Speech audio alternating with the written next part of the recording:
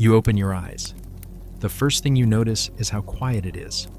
Not the muffled, slightly insulated quiet of a modern room, with double-glazed windows and sound-absorbing carpet, and the white noise of distant traffic humming underneath everything. Actual quiet. The specific quality of silence that only exists when there is no machinery anywhere within earshot, no refrigerator hum, no HVAC system, no electrical current running through wires in the walls, none of the background electromagnetic chorus that modern people have been hearing their entire lives without ever consciously noticing it. The second thing you notice is the smell of wood, clean, resinous, living wood, the structural smell of a building that is made almost entirely of timber and rice paper and packed earth. A building that breathes with the weather rather than being sealed against it. Underneath the wood, smell is something else. The smell of tatami, the woven rush grass mats that cover the floor, which has a quality somewhere between a hay barn and a very clean garden. It is not an unpleasant smell. It is entirely unfamiliar. The third thing you notice is that you are cold, not dangerously cold, not the cold of emergency, but the persistent seeping cold of a room that has no central heating and whose walls, while beautiful, are not insulated in any meaningful sense against the February air outside. The thin cotton futon you are lying on is between you and the tatami floor. This is the primary thermal relationship you have with your environment this morning, and it is not winning. You are in Japan, not modern Japan, with its bullet trains and its convenience stores and its extraordinarily efficient toilet technology. You are in feudal Japan. Let's say the Edo period, approximately 1700, the height of the Tokugawa shogunate, a period that historians often describe as one of the most stable, sophisticated, and in many respects, admirable eras in Japanese history, a period of remarkable cultural flowering. The haiku of Matsuo Basho, the woodblock prints that would eventually inspire the Impressionists, the development of kabuki theater, the philosophical depth of the Zen tradition, the extraordinary refinement of everything from tea ceremony to sword making to garden design. It is also a period that will present you, a modern person materialized into it without preparation, with a set of challenges so comprehensive, so structural, and so elegantly interlocking that by the end of a single day, you will have either committed several serious social offenses, developed at least one significant health complaint, violated at least 3 laws you didn't know existed, and possibly had an encounter with someone carrying a sword that did not go well. Or you will have spent the entire day frozen in place, terrified to do anything which has its own set of problems. Here is the fundamental issue. When we say feudal Japan, we are describing a society of extraordinary internal coherence.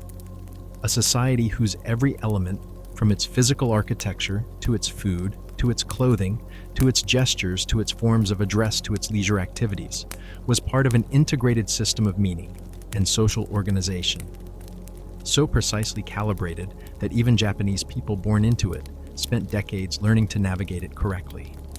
The Confucian-influenced social hierarchy, the Buddhist philosophical framework, the Shinto religious practice, the specific protocols of the warrior class, the specific restrictions on the merchant class, the specific obligations of the farming class, the elaborate etiquette of the city, the rough pragmatism of the countryside. All of it fit together into a system of extraordinary sophistication and extraordinary rigidity. You don't have decades, you have a day, and you don't have the childhood socialization that even the lowest-ranking Japanese peasant had. The years of watching, mimicking, being corrected, absorbing the 10,000 small signals that told you who you were, how you were supposed to behave, and what would happen to you if you got it wrong. You don't speak the language, which is its own problem, but possibly the least of your problems, because many of the ways that feudal Japan will be dangerous to you will operate perfectly well, regardless of whether you understand what's being said before things go badly. We are going to walk through your day. We are going to be thorough and honest about it, in the same way that a doctor who is about to give you difficult news is thorough and honest, with genuine respect for the intelligence of the person receiving the information, and without the protective fiction that things are better than they are. We'll start where all days start, with where you are and who you are, because in feudal Japan, those two questions were more urgently consequential than in almost any other society in human history. Chapter 1. The Social Cage. Where you fit in the hierarchy. Hint, at the bottom. The first thing you need to understand about feudal Japanese society is that it was organized around the principle that everyone had a place, everyone knew their place, and the consequences of acting as though you occupied a different place were serious, immediate, and potentially lethal. This was not unusual for pre-modern societies. Most of them had hierarchies. Most of those hierarchies were rigid. Most of them had consequences for violations. What distinguished Tokugawa Japan's hierarchy was the degree to which it was legally codified, physically enforced, visually legible, and philosophically justified as the natural and moral order of the universe. The hierarchy was not merely a social fact. It was an expression of cosmic rightness, and violating it was not just a legal offense, but a kind of ontological error. A failure to be what you were supposed to be, which was considered both dangerous and philosophically confused. The formal social hierarchy of Tokugawa Japan was organized according to a Confucian-influenced system called the Shinokosho, the four-tier classification that placed samurai (shai) at the top, followed by farmers (no), artisans (ko), and merchants (sho). This ordering was not about wealth. Merchants could be, and often were, considerably wealthier than samurai, but about social value. Samurai governed and protected. Farmers produced food, which was fundamental. Artisans made things, which was useful. Merchants merely moved things around and made money, which was considered parasitic on the genuinely productive activities of the classes above them. Below all four of these categories were the outcast groups, the burakumen, who performed tasks considered ritually impure under Buddhist doctrine, the slaughtering of animals, the tanning of leather, the disposal of the dead, the execution of criminals. These people existed outside the formal four-tier system, in a position of social exclusion that was legally enforced and socially comprehensive. Their communities were typically separated from regular settlements. Their interactions with members of other classes were constrained by strict rules.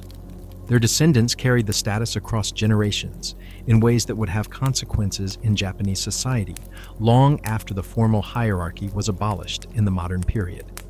Above all four tiers in practical political power, though formally separate from the civilian hierarchy, were the military figures who actually ran the country. The daimyo, feudal lords who controlled specific territories, the shogun, the supreme military ruler who had effectively governed Japan in the emperor's name since the 12th century, and the various levels of samurai who served the daimyo and shogun in administrative and military capacities. And above the shogun, nominally spiritually with essentially no political power, but with enormous cultural and religious significance, was the emperor, residing in Kyoto in a court of extraordinary refinement and very limited practical authority, his divine status acknowledged, and his political irrelevance carefully maintained by the Tokugawa shogunate, which had learned from history that allowing the imperial court actual power was a recipe for the political chaos that the Tokugawa had spent considerable military effort suppressing. Where do you fit in this system? You don't. You are not a samurai. You have no training, no lineage, no lord, no formal status within the warrior class. You are not a farmer. You have no land, no farming community, no knowledge of Japanese agricultural practice, and more immediately, no registration in the village census that defined who was a farmer and who wasn't. You are not an artisan or merchant in any registrable sense. You have appeared in Japan without any of the social paperwork, the household registration, koseki, the temple, affiliation, the lord's documentation. That defined who a person was in Tokugawa Japan. You are, from the perspective of the Tokugawa administrative system, either an extremely suspicious, unregistered person, possibly a ronin, a masterless samurai, whose social status was ambiguous and whose potential for violence was considered a public order problem, or a foreigner, or you simply don't exist in any legally recognizable sense. None of these options are comfortable. Let's go through them, the Ronin problem first, because it illustrates something important about how samurai status worked. The samurai were not simply a class of people who happened to carry swords. They were the administrative and military apparatus of the Tokugawa state. Each samurai was attached to a domain, han, under a daimyo, received a stipend, measured in koku, units of rice, rather than money, had specific duties and specific obligations, and existed within a clearly defined relationship to his lord. A samurai without a lord, a ronin, was a samurai outside this structure, and the Tokugawa government had considerable anxiety about large numbers of trained, armed, unattached men with no institutional loyalty and no income. The most famous ronin incident of the Edo period, the 47 ronin who avenged their lord's death and then committed ritual suicide in 1703, which happened just 3 years into our assumed setting, illustrates both the cultural significance of samurai loyalty and the institutional anxiety about what happens when that loyalty has no proper object. The 47 were celebrated as exemplars of Bushido. They were also executed because the shogunate couldn't simply allow groups of armed, purposeful ronin to conduct unauthorized military operations against daimyo households. You don't look like a ronin, you don't carry yourself like a samurai, you don't have the specific physical comportment, the sword, the hair, the samurai. Shonmaj, the distinctive top knot, was one of the most immediately legible status markers in Japanese society, and its absence or presence told observers immediately what category of person they were dealing with, or the bearing that would communicate samurai status. Which brings us to the foreigner problem, which in the Tokugawa period was a very specific kind of problem. The Tokugawa shogunate had implemented a policy of national seclusion, the seppuku, beginning in the early 17th century and in full effect throughout our 1700 setting. Under seppuku, Japan was essentially closed to foreign contact. Japanese citizens were forbidden to travel abroad or to build ocean-going vessels. Foreigners were forbidden to enter Japan. The only exceptions were tightly controlled. A small Dutch trading post on the artificial island of Dejima in Nagasaki Harbor, a restricted Chinese merchant community in the same city, and a regulated trading relationship with Korea through the Tsushima domain. These were exceptions managed with extraordinary care, precisely to limit the foreign contact that the Tokugawa feared would be destabilizing. An obvious foreigner appearing in Japan in 1700 was, in Tokugawa legal terms, a problem of the first order. The penalties for illegal entry into Japan and for unauthorized contact between foreigners and Japanese citizens were severe. Local officials who failed to report and detain illegal foreigners faced serious consequences. The Catholic Christian missionaries who had been active in Japan in the 16th century had been expelled, and when they returned or when their converts were discovered, executed, sometimes in ways of deliberate and horrifying severity, designed to make a political point about the shogunate's determination to prevent the social disruption that Christianity represented.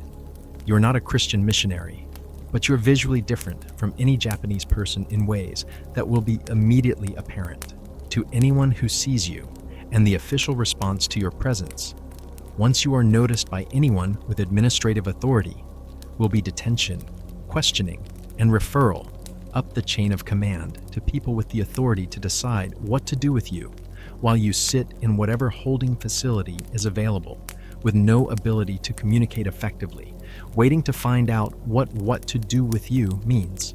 So let's say you are not immediately identified as a foreigner. Let's say you are dressed in period-appropriate Japanese clothing. Your appearance is ambiguous enough at first glance, and you are moving through a neighborhood where nobody knows exactly who you are.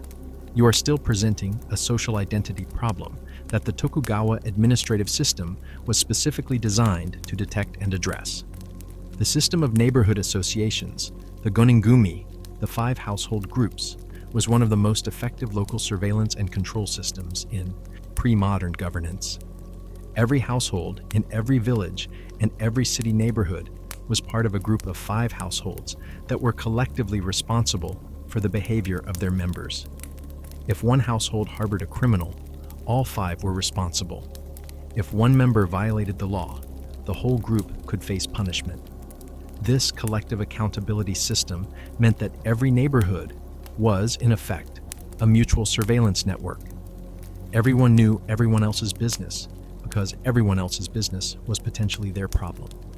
A stranger appearing in a neighborhood without explanation, without known social connections, without a recognizable identity that fitted into the local social landscape would be noticed immediately, not in a hostile way necessarily. Japanese hospitality was real, and the curiosity of neighbors might initially be benign, but noticed, remarked upon, and eventually brought to the attention of whoever in the local hierarchy was responsible for knowing who lived where and why. The local town officials, the machi bugyos subordinates in the cities, the village headmen, nanushi or shoya, in rural areas were the administrative interface between the population and the Tokugawa state apparatus, and their job included knowing who was in their district and whether that person had legitimate documentation. The documentation requirement, the traveling passes, tagada, that were required for anyone moving between domains, the temple registration that established household identity, the various certificates and permits that defined legitimate movement and residence, created a paper architecture of social control that was extremely difficult to navigate without the right pieces. You have none of the right pieces. The samurai's specific authority over other social classes also represents a direct physical danger that needs to be understood clearly. The principle of Kirisute Gomen, sometimes rendered as cut and leave, was the legal recognition that a samurai had the right to kill a member of a lower class on the spot for a sufficiently serious breach of decorum, and to leave without legal consequence. The application of this principle was subject to some practical constraints. A samurai who used it frivolously faced social censure and potentially legal consequences from his lord. But as a background feature of your daily interactions with anyone wearing a sword, it changes the stakes of social error in a way that modern people find genuinely difficult to internalize. In a modern context, getting social conventions wrong produces awkwardness and embarrassment, and possibly lasting social damage.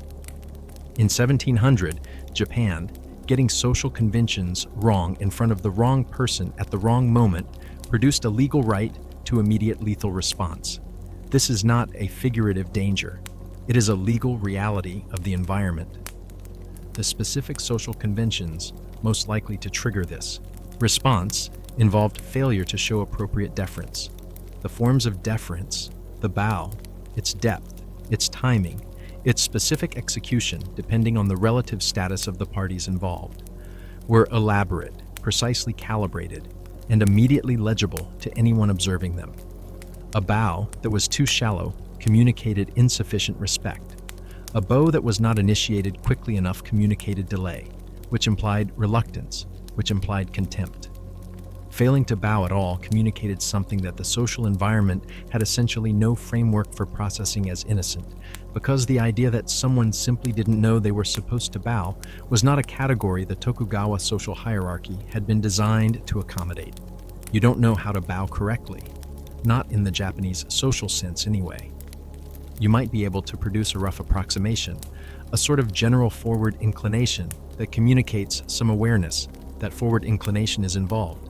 But the specific depth, the specific timing, the specific relationship between your bow and the bow of the person you're greeting, the question of whether you should bow first or wait for the higher status person to initiate.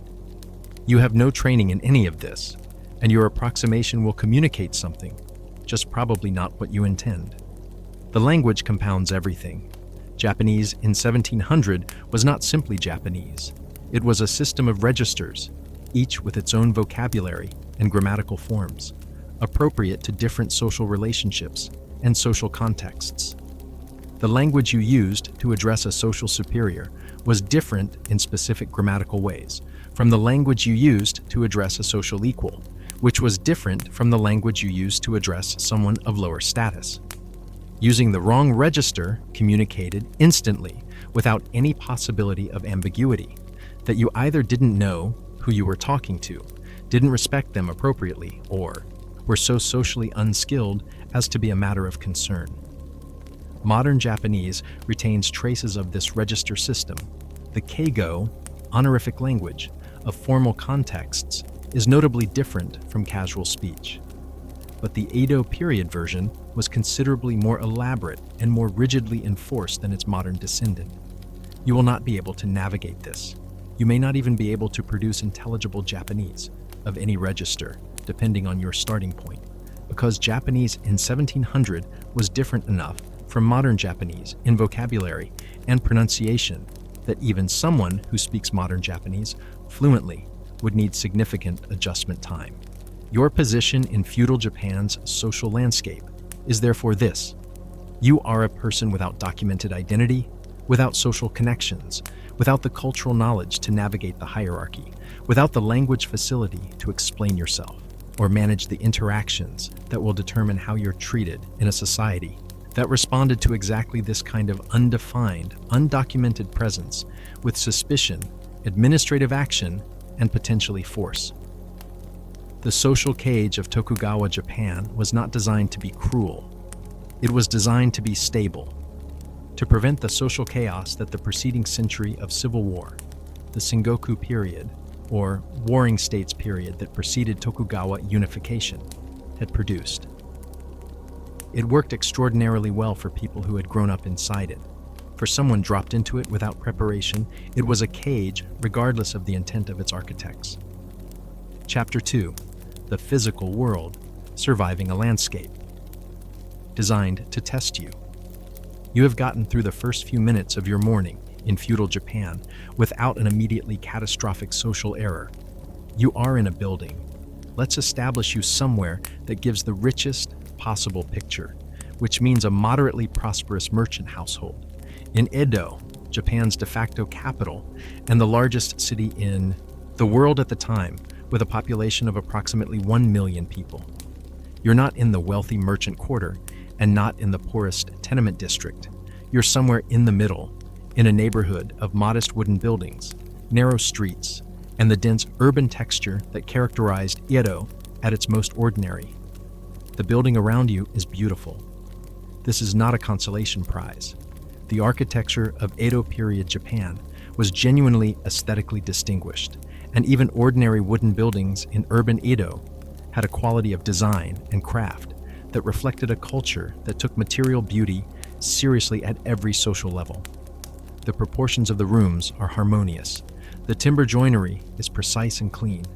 The sliding screens that separate the interior spaces, the shoji, covered in translucent washi paper that diffuses light into the room with a softness that modern LED lighting spends considerable effort trying to replicate, are elegantly simple. The Ijo Tokonome, the decorative alcove that was a standard feature of rooms receiving guests, contains a simple ink painting and a flower arrangement that represent, in their studied restraint, a philosophy of aesthetics that took centuries to develop. The building is also extremely flammable. This is the first and most urgent physical reality of Edo. The city was made almost entirely of wood and paper. It was densely packed. It had no fire services in the modern sense, and it burned regularly, comprehensively, catastrophically. Edo was known by its residents as Edo no Hana, the flowers of Edo, and the flowers in this expression were the flames of the fires that swept through the city with remarkable frequency. The Great Fire of Meireki in 1657 destroyed roughly 2/3 of the city, killed somewhere between 30,000 and 100,000 people. Estimates vary, and burned for 3 days. This was the most catastrophic single fire in Edo's history, but it was far from the only one. Major fires occurred in Edo in 1682, 1703, 1772, and 1806, and the smaller fires between these catastrophes were too numerous to catalog individually. The city that burned rebuilt, and the rebuilt city burned again, in a cycle that the residents of Edo accepted with a fatalism that visitors found remarkable. The specific fire risk of your immediate environment is not abstract. You are in a wooden building in a city of wooden buildings, where the cooking fires are lit before dawn and burn throughout the day, where heating in winter requires braziers filled with burning charcoal, where lamps burn vegetable oil on wicks that require careful management, and where the wind that comes off Tokyo Bay, though it was not called Tokyo Bay in 1700, Edo Bay, for our purposes, was sufficiently strong and sufficiently dry in certain seasons that a fire that started in one building could spread to an entire neighborhood before anyone could organize a meaningful response. The fire brigades of Edo, the hierarchies, were genuine organizations with assigned territories and specific equipment, hooks for pulling down buildings to create fire breaks, buckets, ladders, and they developed a specific culture of conspicuous bravery that was genuinely admired by the Edo population. The hierarchies, who climbed to the top of a burning building to wave his brigade's banner, demonstrating that they had gotten ahead of the fire, was a figure of genuine popular heroism. But the hierarchies' primary fire suppression technique was demolition rather than extinguishing. They pulled down buildings in the path of the fire to stop its spread, which tells you something about the limitations of Edo's firefighting capacity. They could stop a fire from spreading. They could rarely stop a fire that had already established itself in a building. The fire awareness that Edo residents developed was practical and immediate. Where were the fire escapes? Where were the roads wide? Enough to serve as fire breaks? Where were the fire towers? The yagura, the elevated lookout towers from which watchmen surveyed the city for the first signs of smoke. Which direction was the wind coming from today? And what did that mean for which neighborhoods were downwind of any developing fire?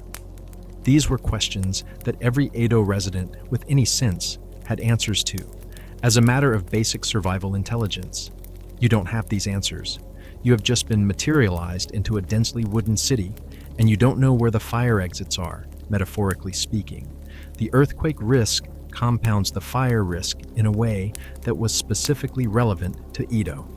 The Kanto region, the area of central Japan in which Edo was located, sits on the intersection of three tectonic plates, making it one of the most seismically active regions on Earth.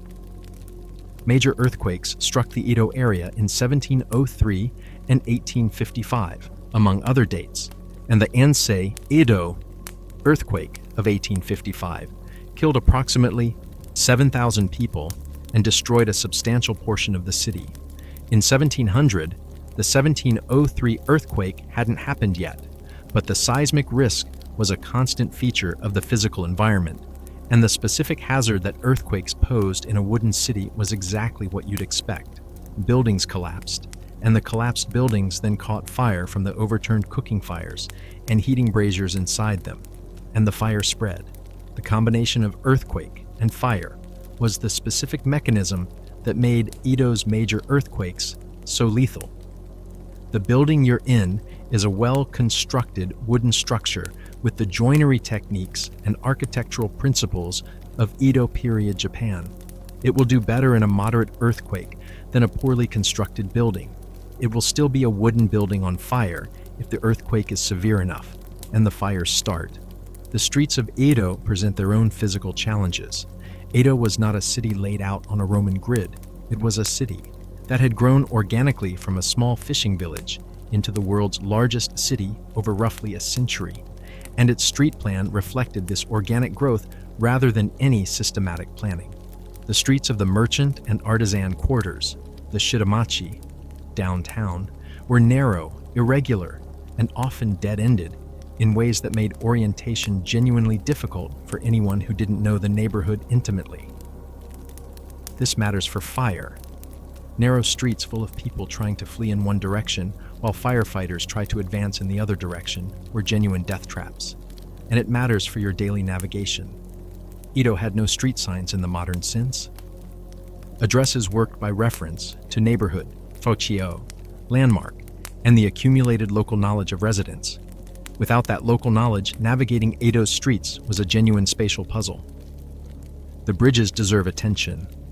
Edo was a city built on a river delta, the Sumida River and its tributaries, and the canals that had been constructed for water transport created a city that was partly built over water, connected by a network of bridges. The bridges were points of social control, as well as physical infrastructure. Checkpoints, sekisho, at major bridges required documentation from travelers moving between domains, and the bridge infrastructure was maintained by the domain government in ways that reflected its political importance. But the bridges were also physical hazards in ways beyond the normal hazard of a bridge. Edo's wooden bridges were subject to the same fire risk as everything else in the city, and a fire that consumed a bridge eliminated a critical transit route for the neighborhood it connected. Bridge collapse, through flood damage, through the heavy traffic of panicking crowds during emergencies, was a documented cause of death in several of Edo's major disasters. The water itself, the rivers and canals that defined Edo's landscape, was another physical hazard. Edo's canals were the city's primary commercial transport infrastructure and a significant part of its social landscape.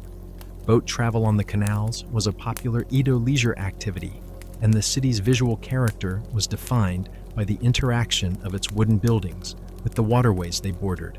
They were also where a significant amount of the city's waste went. The canals of Edo were not sewers in the formal sense. Edo had a night soil collection system for human waste that actually functioned surprisingly well, with a commercial trade in collected waste that transported it to agricultural areas for use as fertilizer. But the runoff from streets, the overflow from domestic use, the various industrial discharges from workshops, all of these found their way into the canals, and the water in the canals was a microbial environment of considerable complexity.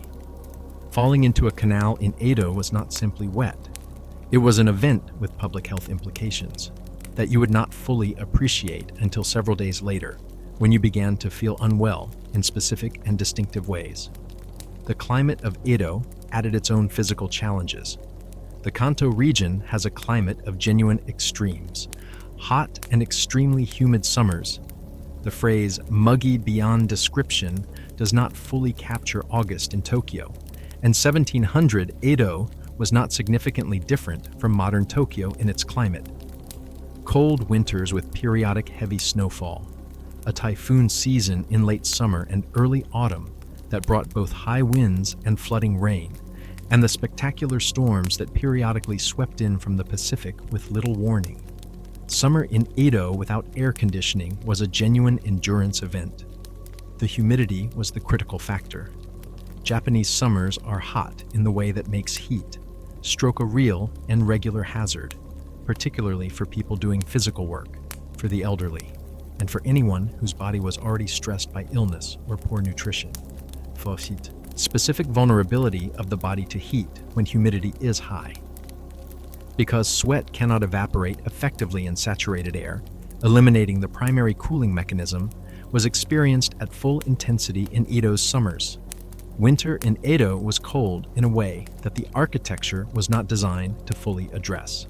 Japanese traditional architecture prioritized airflow for the hot, humid summer. The buildings breathed with screens that could be removed to maximize ventilation. This was exactly wrong for winter insulation. The cold air flowed as freely into the building in winter as the fresh air had flowed through it in summer, and the primary heating technology, the hibachi, a small charcoal brazier, and the kotatsu, a low table with a heating element underneath and a blanket over it, allowing people to sit with their legs under the warm blanket, provided warmth at the personal scale, rather than the room scale.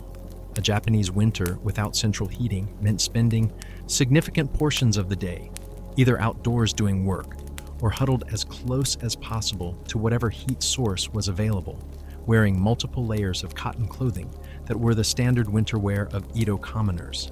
The specific hazard of the hibachi deserves a sentence. Charcoal burning in an enclosed space produces carbon monoxide, and carbon monoxide poisoning from hibachi in poorly ventilated rooms was a documented cause of death in Edo. The Japanese awareness of this hazard meant that traditional buildings were designed with enough ventilation gaps to prevent dangerous accumulation in most circumstances. But most circumstances is not all circumstances, and the winter impulse to seal every gap and stop every draft to stay warm was working against the ventilation requirement in ways that occasionally produced tragedy. The physical demands of daily life in Edo were substantially greater than their modern equivalents. Transportation was on foot. The keigo, palanquin, was available to the wealthy as a form of hired conveyance. The horse was available to the samurai class, and the boat was available for canal travel. But the ordinary Edo resident walked. Edo was a large city, and walking its distances in wooden sandals. Geita, the platform sandals with wooden supports that elevated the foot above wet or muddy street surfaces, on the stone and packed earth and wooden plank surfaces of the city's streets, was physical work that modern people, accustomed to the padded shock-absorbing surfaces of modern footwear, would find more demanding than expected. Geta require a specific way of walking to maintain stability and prevent the wooden supports from catching on uneven surfaces. They also transfer impact forces to the foot and ankle differently from modern footwear. A person who has never worn Geta, walking any significant distance in them for the first time, will develop blisters in specific locations. The strap between the first and second toe is particularly efficient in this regard, and will experience ankle fatigue from the continuous stability adjustments the unusual sole height requires. The physical landscape of feudal Japan was breathtaking in ways that no modern description quite captures. The mountains that are visible from almost anywhere in the Japanese islands, the forests of pine and cedar and bamboo, the precision of the rice paddies in their terraced arrangements up hillsides, the specific quality of light that filters through Japanese mountain mist. It was also a landscape of real and specific hazards that required knowledge and respect to navigate safely. The mountains, which were not far from Edo, in the sense that the Japanese landscape is never far from dramatic topography, were home to the bears, wild boar, and wolves that were regular features of the rural Japanese landscape in 1700. The Japanese wolf, now extinct, was a real animal and a real hazard for rural travelers in certain conditions. The wild boar of the Japanese mountains were and are genuinely dangerous animals when encountered unexpectedly. The black bear of Honshu, while generally avoiding human contact, was capable of serious violence when surprised or when a mother was protecting cubs. The rural road network was considerably less developed than Edo's urban infrastructure, and travel between cities required navigating the Tokaido and other major roads that connected Japan's important centers.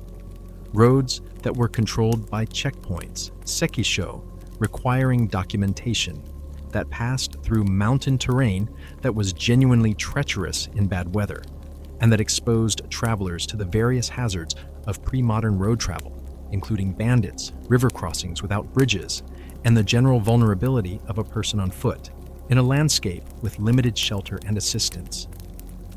You are in the city, which is somewhat safer from wolves. It has its own hazards, and we're about to encounter the one that is going to be the most persistent challenge of your day. Chapter 3: Food, Water, and the many ways your stomach will betray you. Let's talk about what you're going to eat. Edo period, Japanese cuisine at its best, is one of the great culinary traditions in human history. This is not retrospective mythologizing. The food culture of Edo was genuinely sophisticated, diverse, and in many respects more nutritionally thoughtful than contemporary European cuisine.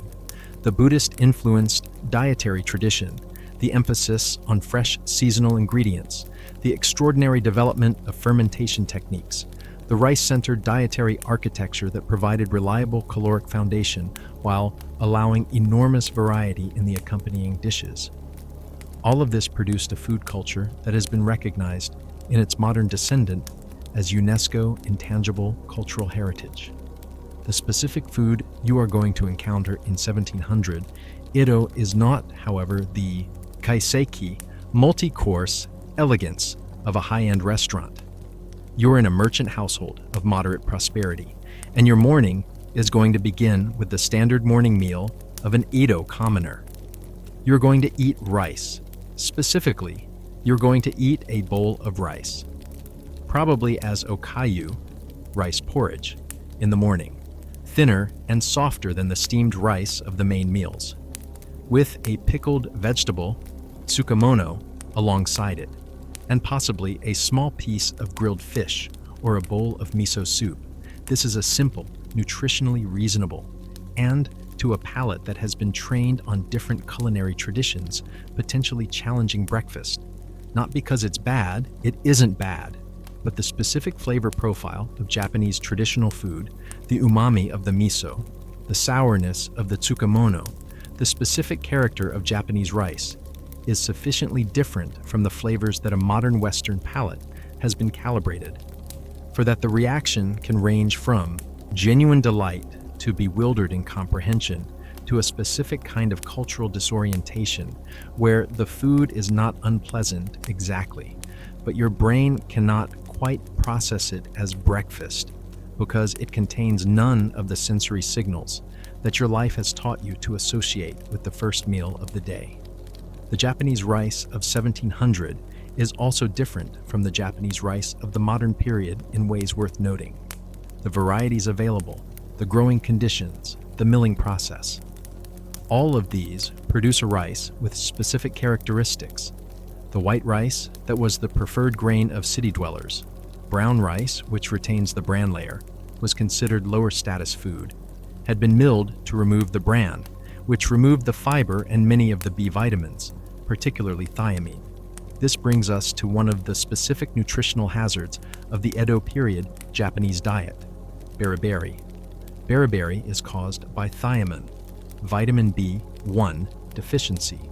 Its symptoms include weakness, nerve damage, cardiovascular problems, and in its acute form, wet beriberi, potentially fatal heart failure. The condition was so common in Edo that it was called Edo disease, a name that reflected the observation that people who moved to Edo and adopted the city diet developed it, while people in rural areas eating brown rice and more varied diets did not.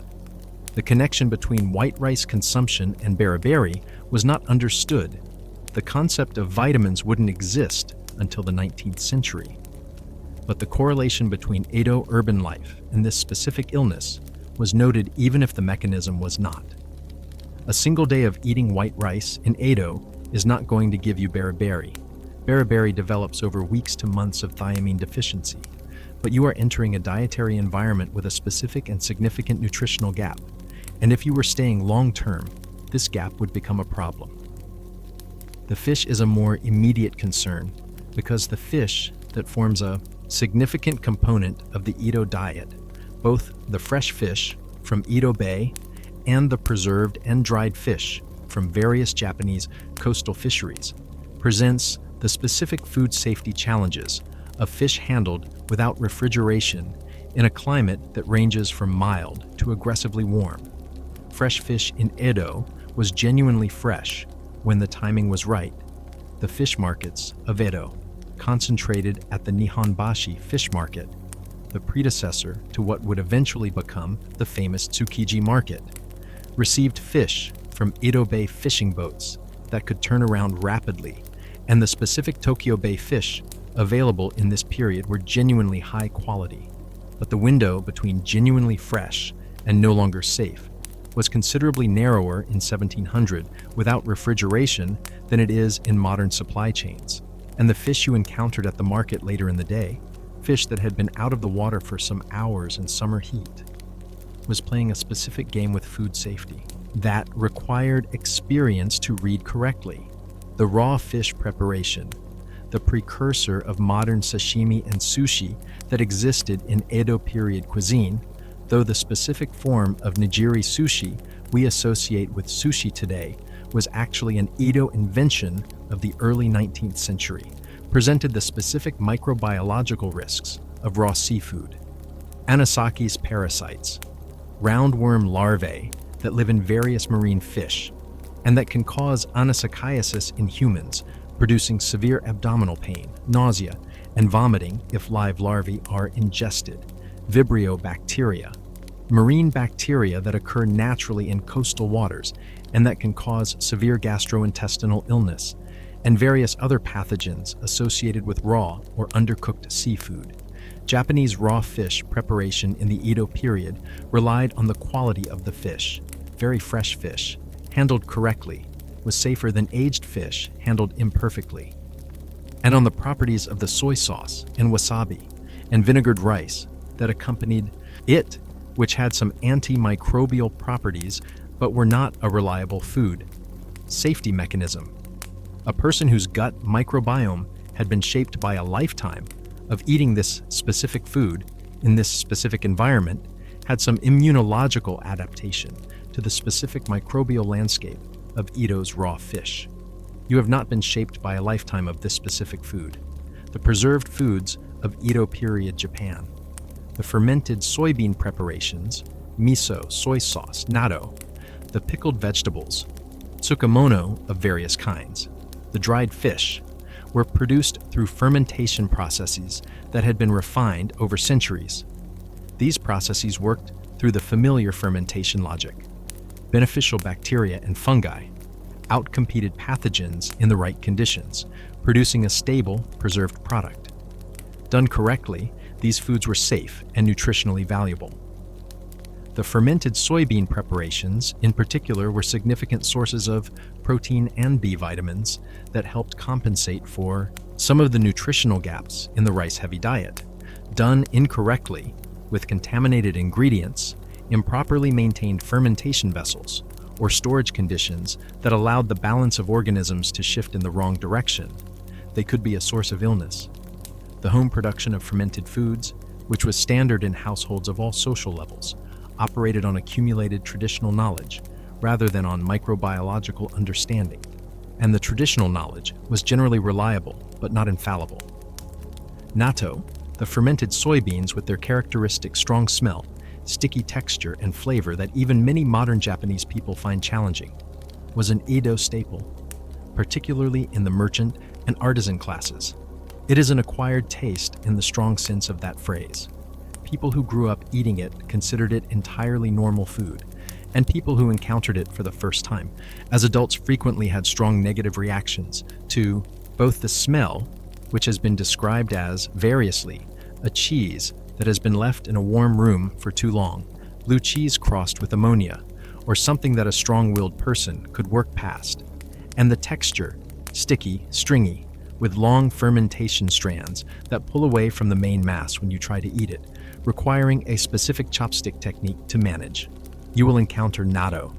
Your response to it will depend on factors that are difficult to predict in advance. The water situation in Edo was, by the standards of the pre-modern world, unusually sophisticated. The Tokugawa shogunate had invested significantly in Edo's water infrastructure. A network of wooden water pipes delivered relatively clean water from upstream sources to neighborhood distribution points throughout the city. The Kanda Josui and Tamagawa Josui aqueduct systems, constructed in the early Edo period, were genuine engineering achievements that gave Edo's urban population access to water. That was substantially cleaner than what most world cities of equivalent size were drinking in the same period. The key word is relatively. The water that arrived at the neighborhood distribution points had traveled through wooden pipes, which imparted their own flavors and, over time, their own microbiological characteristics to the water inside them. It had been exposed to the various things that water gets exposed to in transit through an urban landscape. It was considerably better than drinking from the canals, but it was not the pathogen-free water of a modern treatment plant. The Japanese tradition of drinking tea rather than plain water for most beverage purposes, a tradition that was practical as well as cultural, since boiling water for tea eliminated the pathogens that made raw water risky, provided a significant public health benefit that operated independently of any understanding of germ theory. A population that primarily drank boiled water was a population with substantially reduced waterborne disease compared to a population drinking raw water, and the tea culture of Edo Japan was, in this sense, a significant contributor to the relatively low rates of certain waterborne diseases in Edo compared to European cities of equivalent size. The tea itself, the green tea, ocha, that was the standard beverage of every social level in Edo, Japan, was not the refined matcha of the tea ceremony tradition, but a simpler, everyday tea, drunk in large quantities throughout the day, as a standard accompaniment to meals, and as a social lubricant in visits and conversations. It was cheap, available everywhere, and the act of boiling the water for it was simultaneously a culinary and a public health act that the people performing it understood only as the former. You should drink tea. This is your most reliable food and beverage strategy in Edo. Drink tea, eat the foods that are served to you, manage your reaction to natto with whatever reserves of cultural adaptability you can muster, and hope that the fish was sufficiently fresh and the tsukemono sufficiently well fermented. The chopsticks present their own challenge, which is more amusing than dangerous. Eating in Japan in 1700 meant eating with hashi, chopsticks, which are not the slightly exotic novelty items that Western people who have visited Japanese restaurants know them as, but rather the universal eating implements of an entire civilization, used for everything from picking up a single grain of rice to managing the complex textures of various prepared foods to conveying hot soup ingredients from bowl to mouth. The skill of chopstick use, the specific grip, the specific finger movement, the ability to apply exactly the right pressure to foods of different textures without crushing them or dropping them, was developed in Japanese children from the age of approximately 3, and the adult proficiency thus achieved was seamless, unconscious, and essential for eating any meal in a normal social context. You probably have some chopstick skill from modern Japanese restaurants. Modern restaurant chopsticks are, however, significantly easier to use than the traditional Japanese hashi you will encounter in Edo. Lighter, with a rounder cross-section, often lacquered in ways that require slightly different grip management, and the social context of chopstick use in Edo added a layer of requirement. Specific actions with chopsticks were prohibited for specific reasons. Sticking chopsticks vertically into a bowl of rice was associated with funeral offerings and was deeply inauspicious. Passing food, chopstick to chopstick, was associated with the handling of cremated bones at a funeral and was considered profoundly inappropriate. Pointing at people with chopsticks communicated disrespect.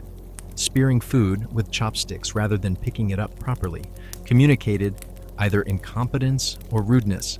These prohibitions were not arbitrary. They had specific cultural and religious significance that was entirely legible to any Edo resident who had grown up in Japanese culture. To you, they are a minefield of well-intentioned failures waiting to happen. The meal structure of Edo period Japan was organized around rice as the central element, with everything else: the fish, the vegetables, the pickles, the miso soup, as accompaniments. The specific word for meal in Japanese, gohan, is also the word for cooked rice, which tells you something about the centrality of rice to the dietary framework. A meal without rice was not quite a meal in the full cultural sense. The social dimension of eating in Edo added requirements beyond the chopstick protocols. Meals in a Japanese household were not the casual, individualized affairs of modern eating. They were social occasions with specific ritual dimensions.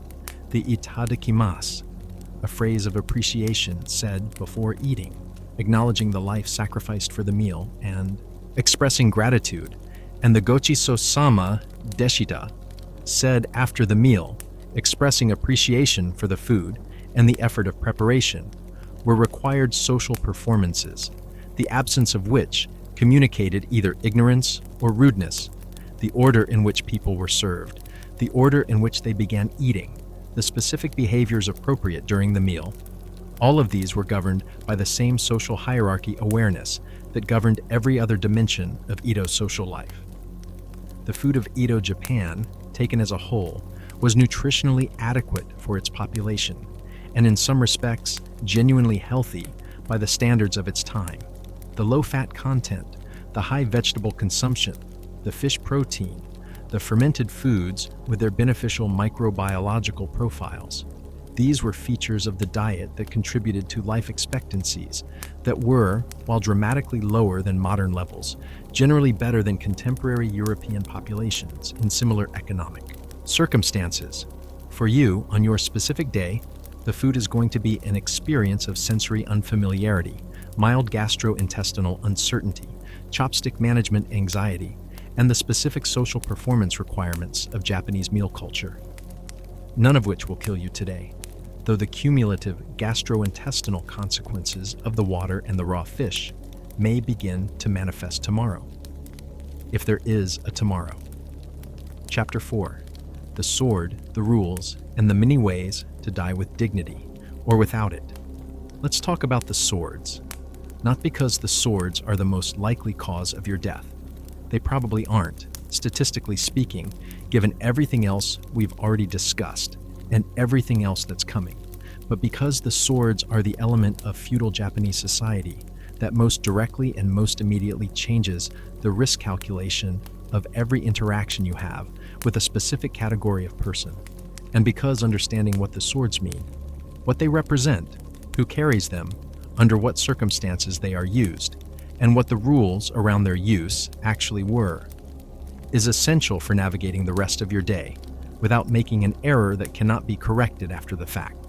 The katana, the curved, single-edged Japanese sword that is the iconic weapon of the samurai class, was not simply a weapon in Tokugawa Japan. It was a social document. It communicated instantly and without ambiguity that the person wearing it belonged to the samurai class, that they possessed specific legal rights and specific legal immunities that no other class possessed, and that the social rules governing your interaction with them were different from the rules governing your interaction with anyone else you would encounter that day. The samurai of the Edo period carried two swords: the katana, the longer sword with a blade of approximately 60 to 75 centimeters, and the wakizashi, the shorter companion sword with a blade of 30 to 60 centimeters. This pair of swords, the daisho, literally big-small, was the exclusive prerogative of the samurai class. Commoners could own certain types of blade tools, farming implements with blades, certain kinds of short knives used in trades. But the wearing of swords in public was legally restricted to samurai, and a commoner found wearing a katana or wakizashi was in serious legal jeopardy. You're not wearing swords, which is correct for your apparent social status, and is not the problem. The problem is understanding what the presence of swords on someone else means for how you need to behave in their presence. The Edo period is sometimes described as an era of relative peace. And by the standards of the preceding Sengoku period, when Japan was in a state of continuous civil war between competing warlords, the Tokugawa era was indeed dramatically more peaceful. The Tokugawa shogunate had achieved political unification and maintained it through a combination of clever institutional design. The Sankin Kotai system, requiring daimyo to spend alternating years in Edo under shogunal observation, keeping them away from their domains and preventing them from building independent power bases. Strict control of weapons and military capacity, and the elimination of rivals through a combination of political maneuvering and occasionally direct force. But relatively peaceful by the standards of the Sengoku period does not mean safe for someone who doesn't understand the rules. The samurai class had not stopped being a warrior class simply because large-scale warfare had become less frequent.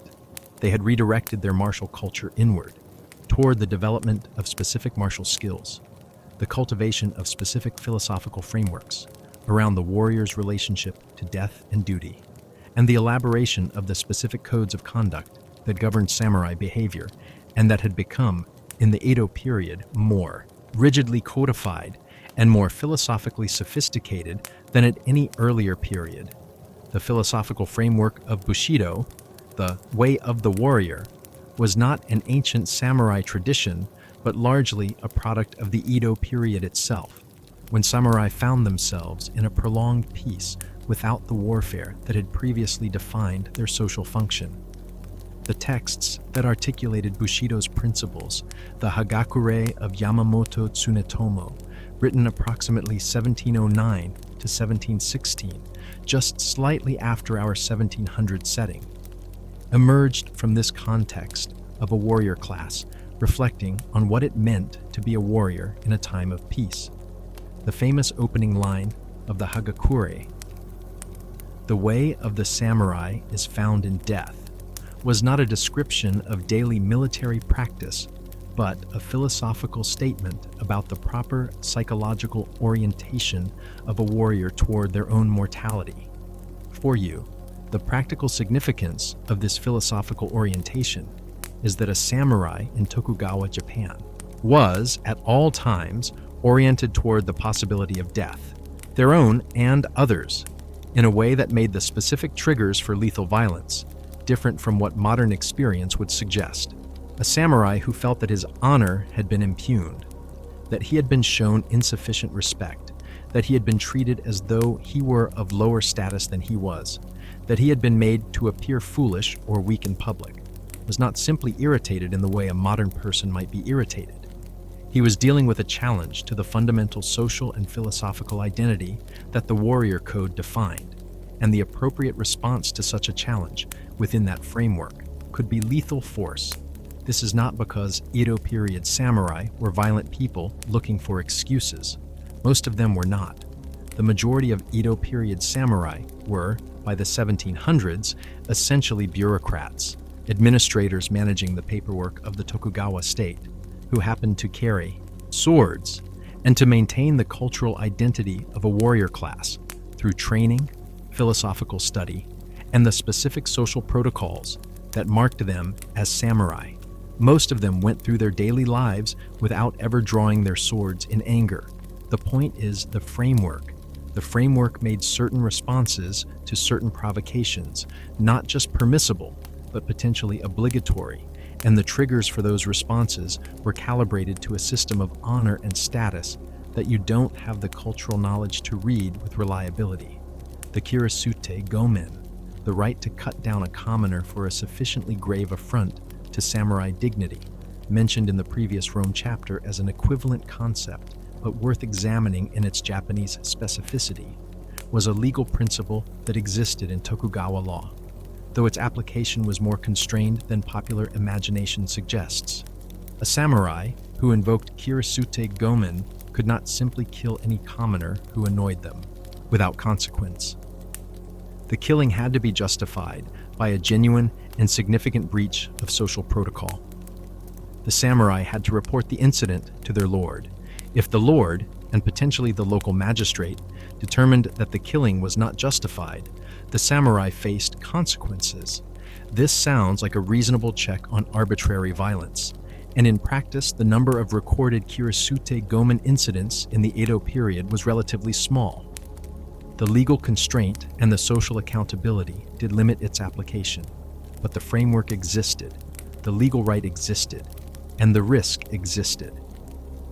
A samurai who genuinely felt that their honor had been seriously challenged by a commoner's behavior had a legal mechanism for lethal response, and the social accounting that followed would be calibrated to the samurai's perspective and the samurai's class interests in ways that would not be neutral. Your specific risk from this principle comes from the combination of two factors. You don't know the full range of behaviors that constitute a serious affront, and you don't know how to perform the behaviors that communicate the appropriate deference quickly and reliably enough to avoid triggering a response. We have discussed the bow. Let's add the specific behavioral requirements around samurai encounters, because they went beyond bowing. If you were walking in the street and a daimyo's procession passed, the formal procession in which a feudal lord traveled through the city with his retinue of armed samurai, you were required to stop, move to the side of the road, kneel, and bow deeply, remaining in this position until the procession had completely passed. Failure to do this, continuing to walk, remaining standing, looking at the procession with insufficient deference, was a provocation. The samurai at the edges of the procession were specifically tasked with maintaining the proper social respect for their lord and their response to commoners, who failed to show It was not a gentle reminder. The cry that preceded a daimyo procession, "Shita ni iro," get down, was both an announcement and an instruction. And the immediate, complete compliance of everyone in the street was the expected and required response. A person who didn't understand the cry, who didn't recognize the significance of the procession, who continued their activities with the innocent incomprehension of someone who simply didn't know what was happening. That person was creating a situation that would not end well. You might not recognize the beginning of a daimyo procession until it was already passing you. The specific visual signals, the clan banners, the arrangement of the retinue, the pace and formality of the march, were legible to anyone raised in Edo, but would require explanation for a newcomer. By the time you recognized what was happening and began to respond, the window for a graceful response might already have narrowed. The challenge, kata kyuchi, and the duel were other dimensions of the samurai social framework, with implications for anyone who got entangled with samurai culture. Vengeance killing, the formal pursuit of an enemy who had killed one's lord or one's parent, was a recognized legal practice in Tokugawa Japan, requiring official permission from the shogunate, but, once granted, giving the pursuer the right to kill the target wherever they found them. The 47 ronin, who avenged their lord's death with official-unofficial toleration before being ordered to commit suicide, were an extreme and famous example of a practice whose legal status was carefully managed throughout the Edo period. For you, the practical significance of the vendetta culture is that public confrontations between samurai were a real feature of Edo life, and being in the wrong place at the wrong moment, present at a confrontation that had nothing to do with you, could produce collateral consequences if the confrontation became violent. The specific rules of samurai dueling, the conditions under which a formal challenge was appropriate, the protocols of the encounter, the witnesses and formalities required, were elaborate enough that the informal, spontaneous sword violence that popular fiction depicts was actually less common than structured confrontation with specific rules. But less common than popular fiction depicts is not absent, and the Edo city streets occasionally hosted encounters between samurai that went beyond structured formality into improvised violence. Your best strategy for navigating samurai encounters is the same strategy that wise Edo commoners practiced: extreme, immediate, unambiguous deference at the first indication that a samurai is present and paying attention to you, combined with the physical removal of yourself from the vicinity as gracefully and as quickly as circumstances allow. Get out of the way, get down, get gone. Not because samurai were uniformly dangerous, most weren't, but because the consequences of getting it wrong were in a category that made caution obviously correct. Now let's talk about seppuku, because it is one of the most famous elements of samurai culture, and because understanding what it actually was, as opposed to what popular culture has turned it into, illuminates something important about the philosophical framework you have just walked into. Seppuku, also known as harakiri in popular usage, though this reading of the characters was considered vulgar in formal contexts, was ritual suicide by self-disembowelment, the cutting of the abdomen with a short blade, typically in a formal setting, as an act of honor. It was the samurai's way of dying on their own terms rather than being killed by an enemy or executed by a government, and it represented the ultimate expression of samurai self-determination. The ability to choose the manner of one's death rather than having it imposed. From outside, the circumstances under which seppuku was expected or performed included facing capture by an enemy in battle to avoid the dishonor of capture, being ordered to commit suicide by one's lord or the shogunate as a form of honorable execution, as opposed to the dishonorable execution methods applied to commoners, and choosing to die rather than survive the death of one's lord, the practice of junshi following the lord in death, which was eventually prohibited by the Tokugawa shogunate because it was depleting the administrative class of experienced functionaries who died unnecessarily when their lords did. The formal seppuku ceremony, with its specific protocols, its witnesses, the the kaishaku, the assistant who would perform the coup de grace with a decapitating stroke of the sword after the initial cut, sparing the dying person prolonged agony, was a ritual of considerable cultural sophistication and psychological weight. It was not performed casually or frequently. It was the specific mechanism by which a samurai demonstrated, at the moment of death, that their life had been lived in accordance with the warrior code. For you, seppuku is relevant primarily as a piece of cultural context. It explains something about the psychological framework of the people around you who carry swords, about the specific relationship to death, to honor, and to the proper ending of a life that samurai culture cultivated. The person who has genuinely internalized the idea that dying with honor is more desirable than living with shame operates with a different risk calculus than the person whose primary goal is survival. And understanding this difference helps explain some of the behaviors that would otherwise seem disproportionate or inexplicable. The non-samurai relationship to violence in Tokugawa Japan was naturally very different.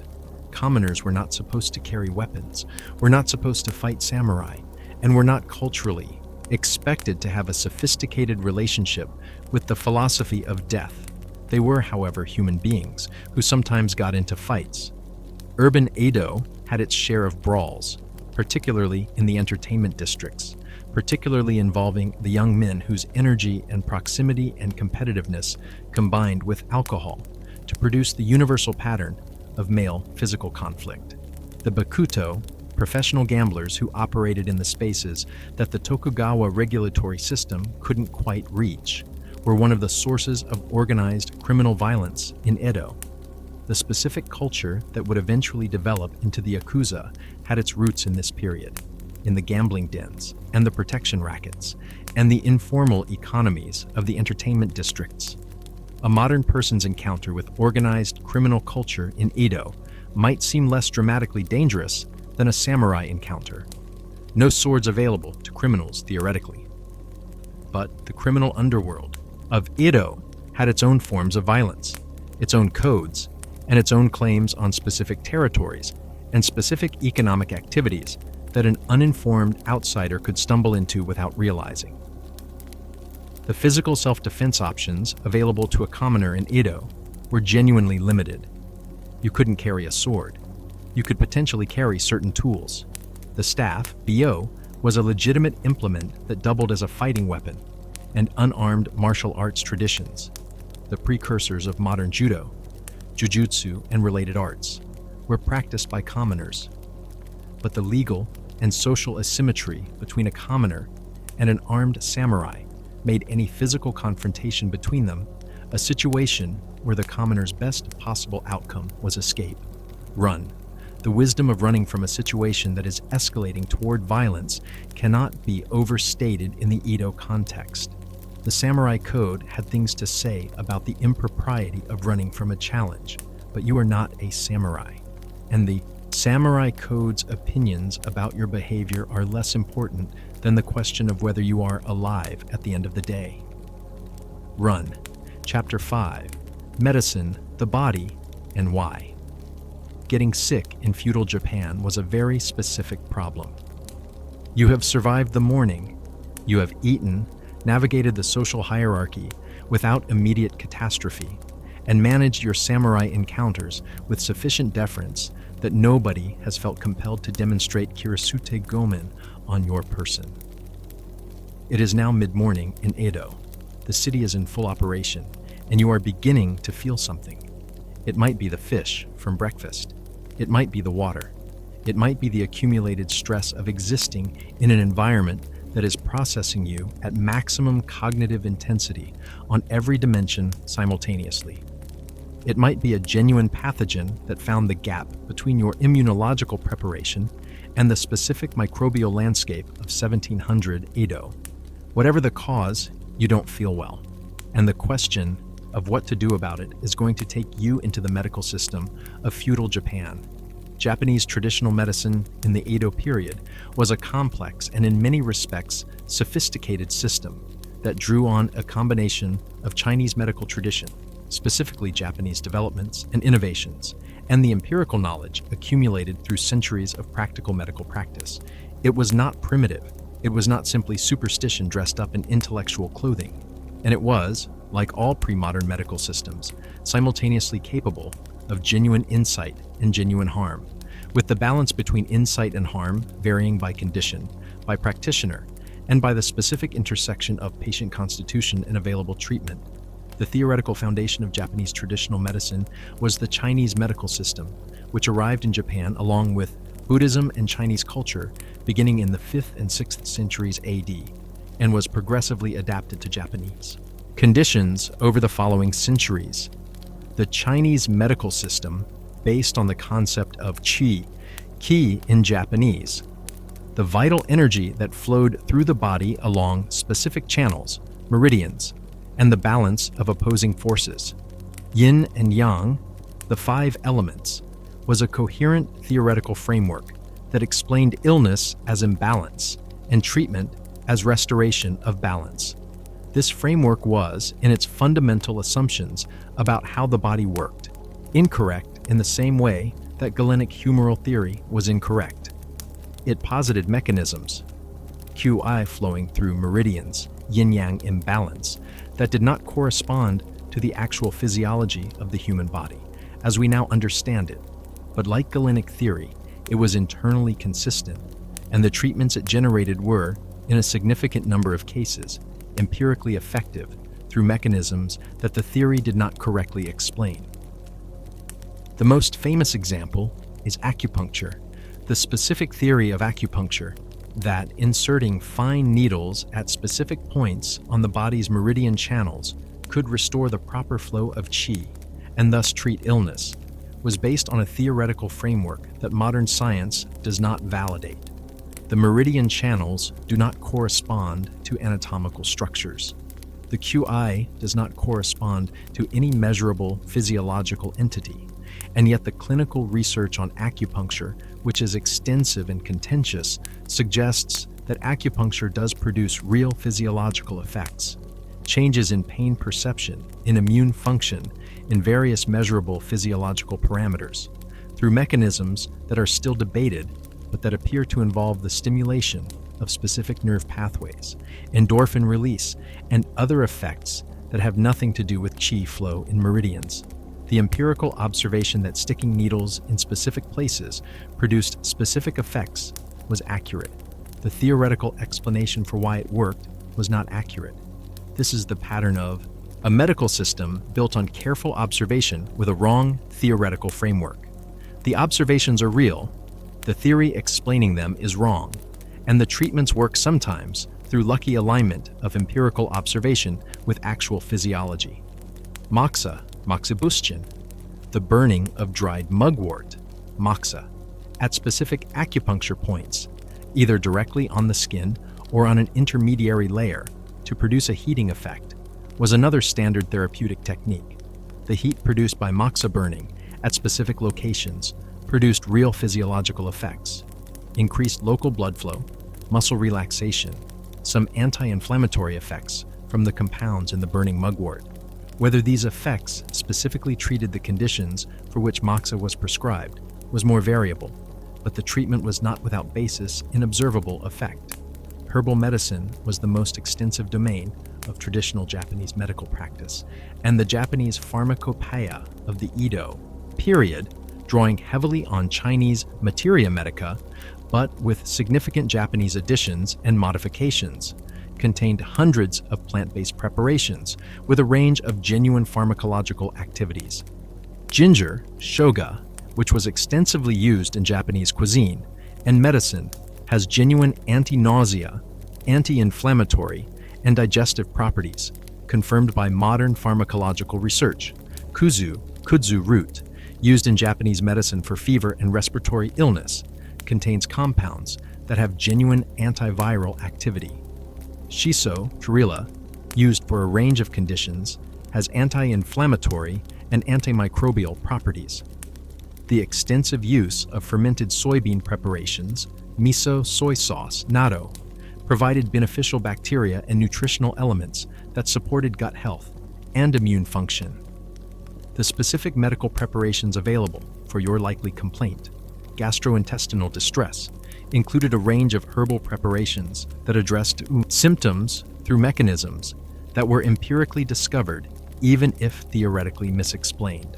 Preparations for digestive complaints were one of the most developed areas of traditional Japanese medicine, and the specific combination of a diet heavily reliant on rice, fish, and fermented vegetables with the specific climate of Japan's coastal cities had produced a body of practical medical knowledge about managing digestive illness that was, in many cases, genuinely useful.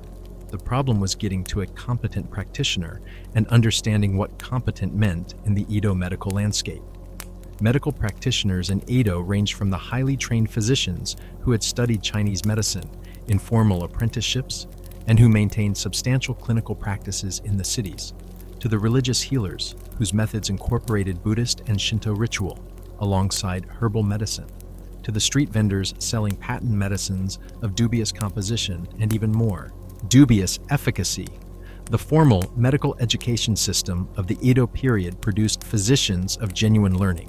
The Rangaku, Dutch learning movement, through which Japanese scholars accessed European medical knowledge through the controlled Dutch trading connection at Dejima, had by the late 17th century begun introducing some elements of European anatomical understanding into Japanese medical practice, creating a small but significant tradition of medically informed practitioners who knew rather more about actual human anatomy than Chinese medical theory alone had provided.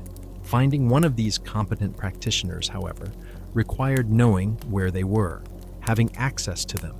Physician consultation was not free, and the better physicians practiced in districts and served clienteles that were not accessible to everyone, and being able to communicate your symptoms effectively, which, without Japanese language facility, was its own challenge.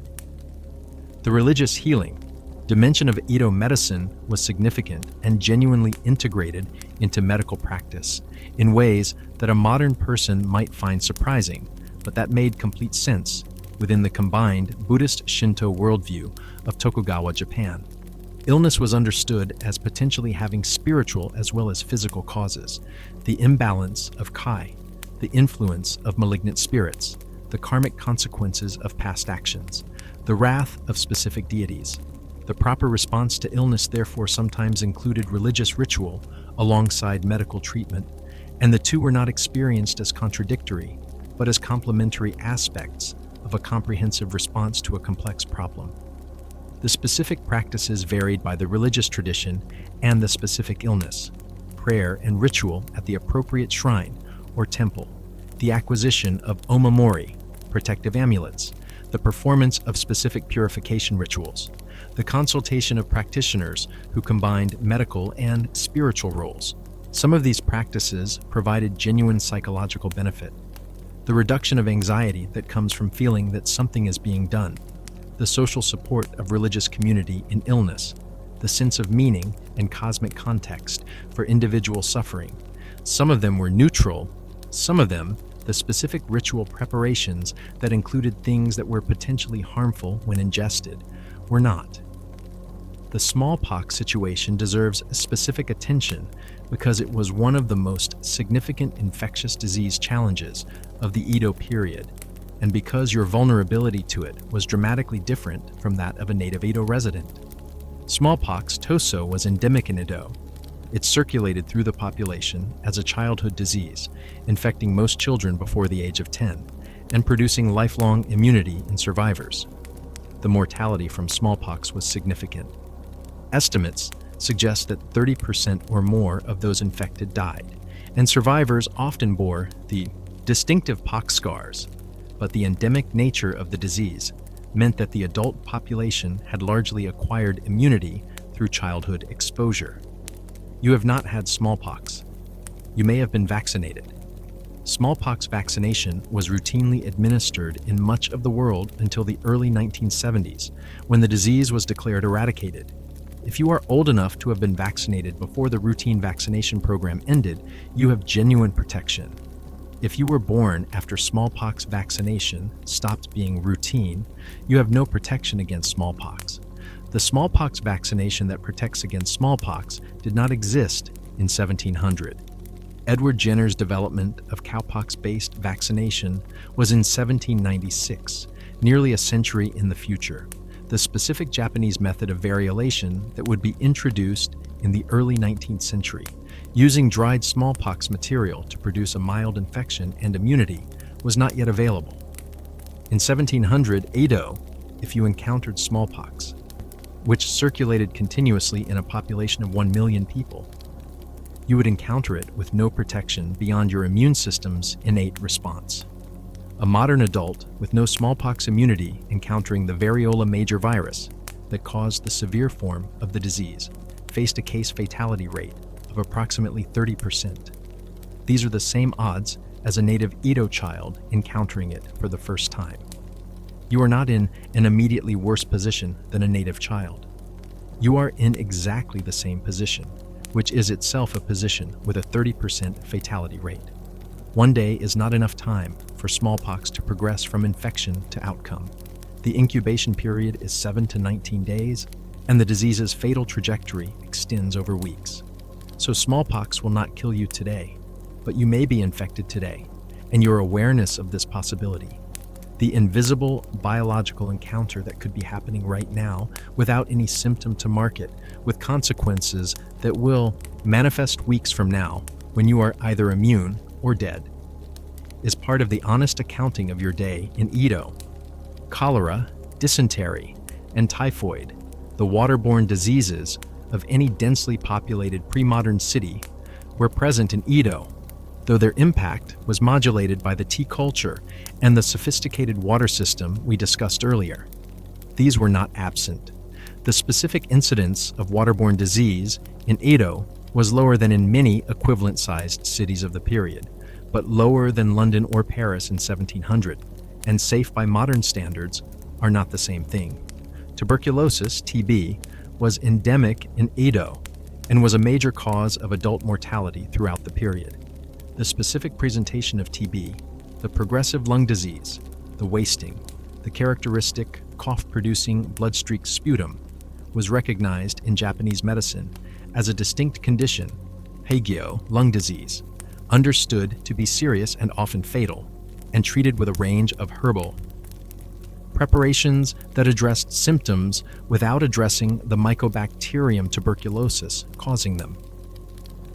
TB mortality in Edo was substantial, and the conditions of urban life, the crowded housing, the limited ventilation of wooden buildings designed for summer airflow, the shared spaces where respiratory transmission was facilitated, were exactly the conditions that favor TB transmission.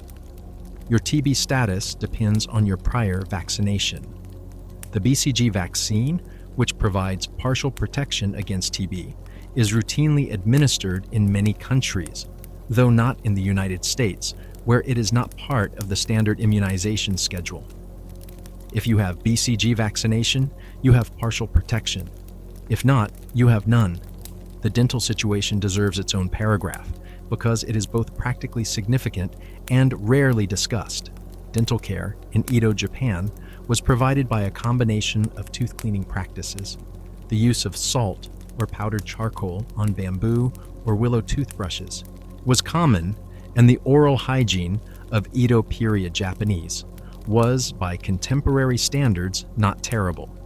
And tooth extractors who operated in the street markets, pulling teeth with no anesthesia, using manual techniques that were efficient if traumatic.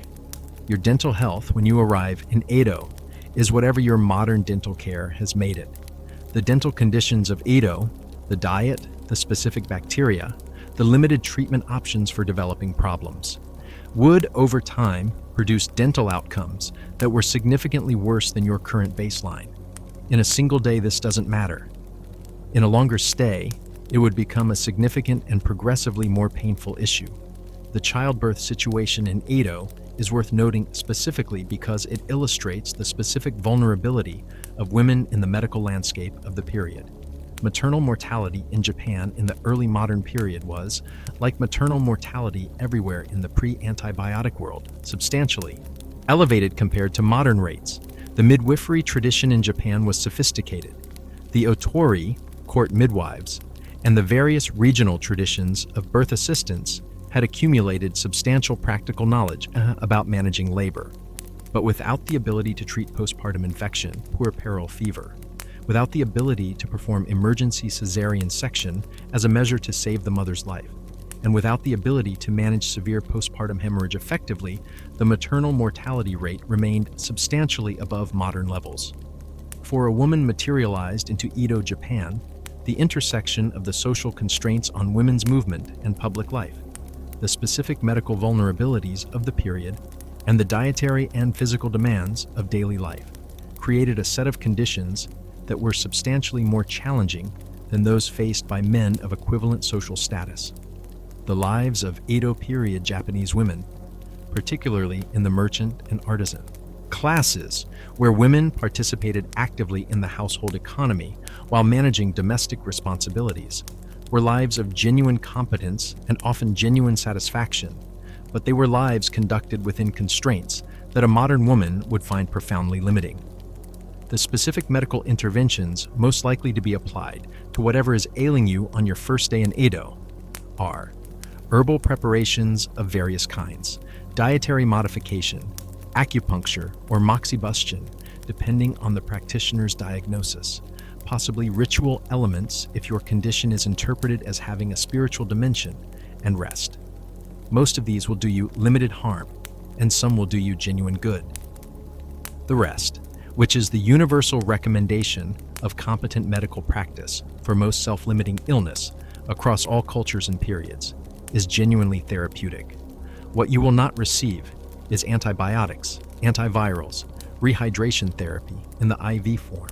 That is the modern standard of care for serious dehydration, or any of the other specifically effective modern medical interventions that address the root causes rather than the symptoms of illness. Whether this matters for your survival today depends on what's wrong with you.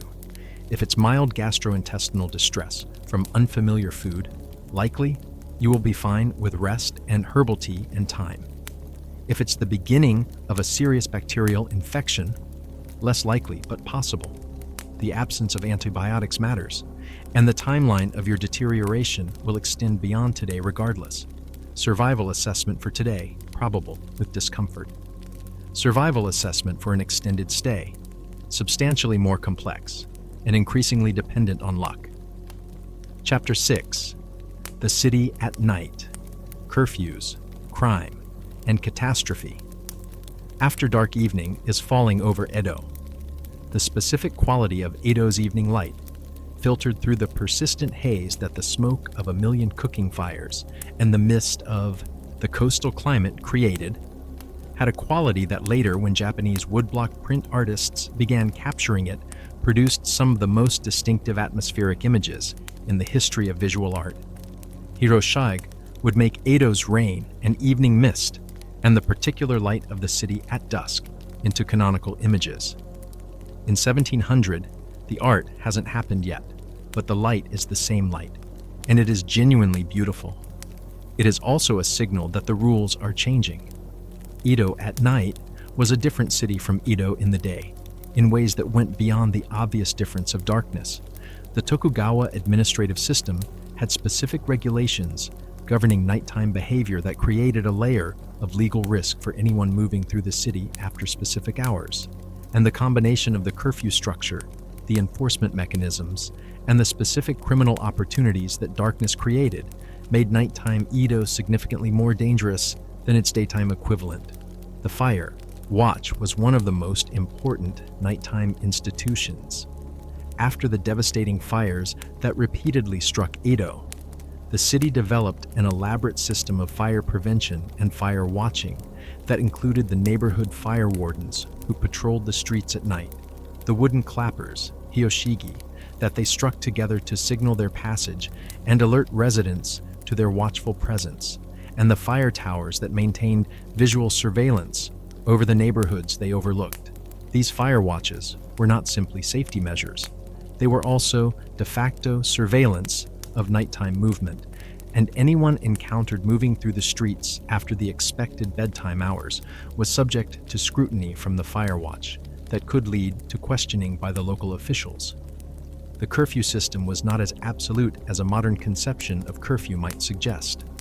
The entertainment districts, the Yoshiwara, the licensed pleasure quarter, the kabuki theaters, the establishments that sold food and drink for evening consumption, were specifically permitted to operate into the night, and the movement of people between their homes and these entertainment venues was legally accommodated. But the routes, the timing, and the purposes of nighttime movement were all subject to regulatory attention in ways that created a maze of permitted and prohibited activity that, once again, required specific knowledge to navigate correctly. The Yoshiwara, the licensed prostitution district, established by the Tokugawa government in a specific bounded area of Edo, was one of the most elaborately regulated institutions in Tokugawa social management. The government's logic in licensing and regulating prostitution was explicit. By containing it in a specific district, by subjecting it to specific rules and oversight, and by making it visible and accountable, the shogunate could prevent it from spreading through respectable neighborhoods and could tax its economic activity. The Yoshiwara was surrounded by walls and moats, had a single gate of entry that was closed after a specific hour, and operated under a complex set of regulations that governed everything from the ranking of the prostitutes to the prices charged to the conduct of clients. The Yoshiwara was also, in the specific culture of Edo entertainment, a center of fashion, art, and social performance of considerable sophistication. The highest-ranking courtesans, tayu and geisha, though these terms described different roles in a complex entertainment economy, were cultural figures who set fashion trends, were subjects of woodblock prints, and were discussed in the popular literature of the period with the same celebrity culture logic that modern culture applies to entertainers. The culture of the Yoshiwara was genuinely elaborated. Not simply commercial sex, but an entire social world with its own hierarchies, aesthetics, and conventions. The kabuki theater, a popular dramatic form that had developed through the 17th century and was in full flower in 1700, was another center of Edo nighttime entertainment. Kabuki performances ran for the full day, rather than just the evening, but the theatrical world's social gravitational pull extended into the night through the restaurants, tea houses, and various establishments that catered to theater audiences. The kabuki actors of the Edo period were, like the prostitutes, persons of official infamia, socially marginal despite their cultural celebrity. And the social world of the theater was one of the contexts where the rigid Tokugawa hierarchy was most visibly strained by the actual behavior of people who were theoretically bound by it. The daimyo, who was officially prohibited from conspicuous consumption and official contact with performers, nevertheless found ways to patronize both the Yoshiwara and the kabuki theaters. The rigidity of the official rules coexisted with elaborate mechanisms for technically circumventing them that everyone understood and nobody officially acknowledged. This was a general feature of Tokugawa social management. The official rules were strict, and the practical navigation of those rules by people with resources and social intelligence created a flexible reality underneath the rigid official structure. For you, navigating the nighttime entertainment districts without the social intelligence that this flexible reality required was a specific challenge. The Yoshiwara, for instance, required navigation of a commercial culture with specific protocols. The specific way to negotiate with the tea houses that served as intermediaries between clients and courtesans, the specific protocols for the entertainment evening, the specific forms of appreciation and gift-giving that constituted appropriate client behavior. Getting these wrong was not just socially awkward. It created situations where the establishment's management, which was often connected to the criminal networks operating in the entertainment districts, had the upper hand in any dispute. The criminal landscape of Edo's nighttime was organized around specific criminal specializations. The dorobo, thieves who operated in the residential neighborhoods at night, ranged from the opportunistic, petty thief taking advantage of an unlocked door to the professional burglar, Nezumi Kozo, the rat thieves, who had become legendary in Edo criminal culture and whose most famous representative, Jirokichi, was eventually executed in 1832, who operated with considerable skill and social intelligence. The specific technique of many Edo burglars reflected the architecture they were operating in. Wooden buildings with sliding screens were susceptible to entry through techniques that required minimal force. Removing a screen, cutting a hole in a paper shoji, accessing an upper floor through a neighboring roof. The security measures available to Edo residents against this kind of burglary were limited and mostly social.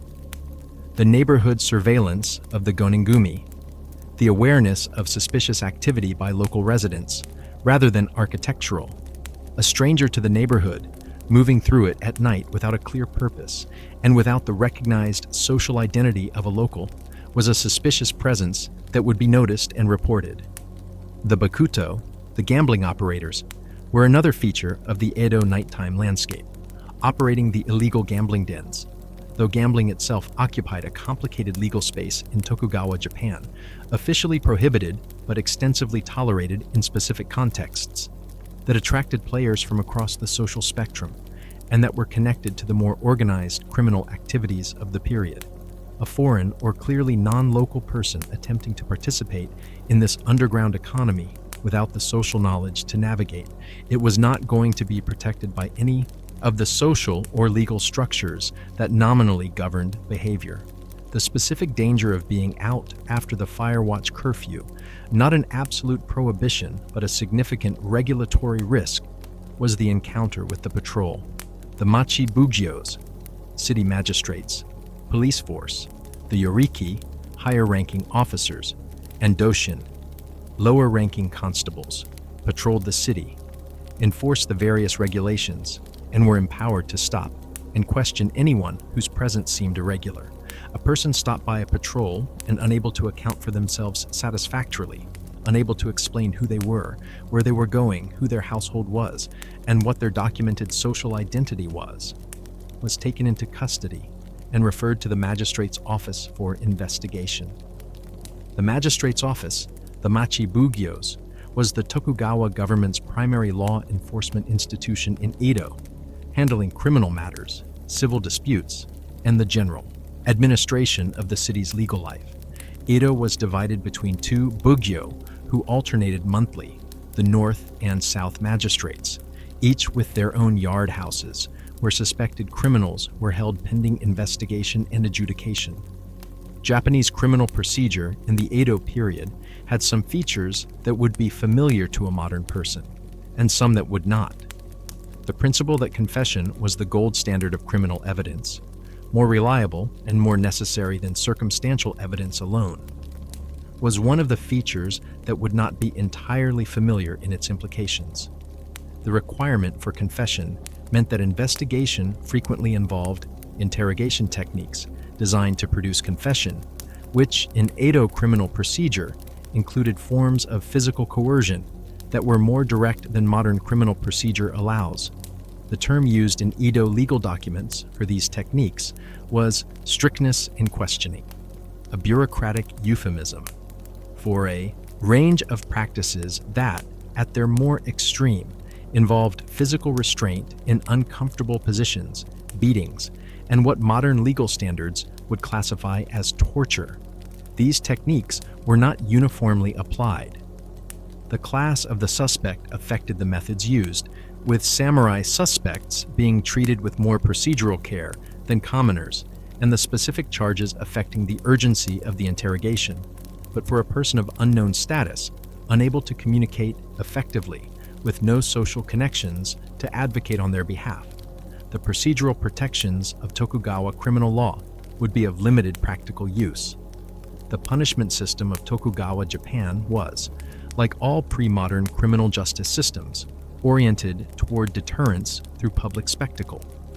The range of formal punishments included fines and reprimands at the mild end, through flogging, tattooing, as a permanent mark of criminal status, banishment from the city, and at the severe end, death, by beheading for samurai, by crucifixion, by burning, or by the particularly severe method of sawing, noko jiribeki, which was reserved for the most serious crimes, including murder of a lord. Public executions were conducted at specific locations. The Kozukapara execution grounds in northern Edo was the primary site, and were attended by the public, who were expected to observe them as a deterrent demonstration. The bodies of the executed were sometimes left on display afterward, with the heads mounted on boards at the execution site, as a continued deterrent message. This was not unusual cruelty. It was standard pre-modern criminal justice practice across cultures, but it contributed to the specific texture of Edo's social life in ways that are important to acknowledge. The bodies of those without surviving family or legitimate social identity, those who died without a household registration, without a temple affiliation, without the social documentation that defined legitimate existence in Tokugawa Japan, were disposed of by the outcast groups who performed this specific task, buried in mass graves in the specific locations designated for the nameless dead, their existence erased from the record as completely as it had been from the official social structure during their lifetime. You don't want to end up in that category.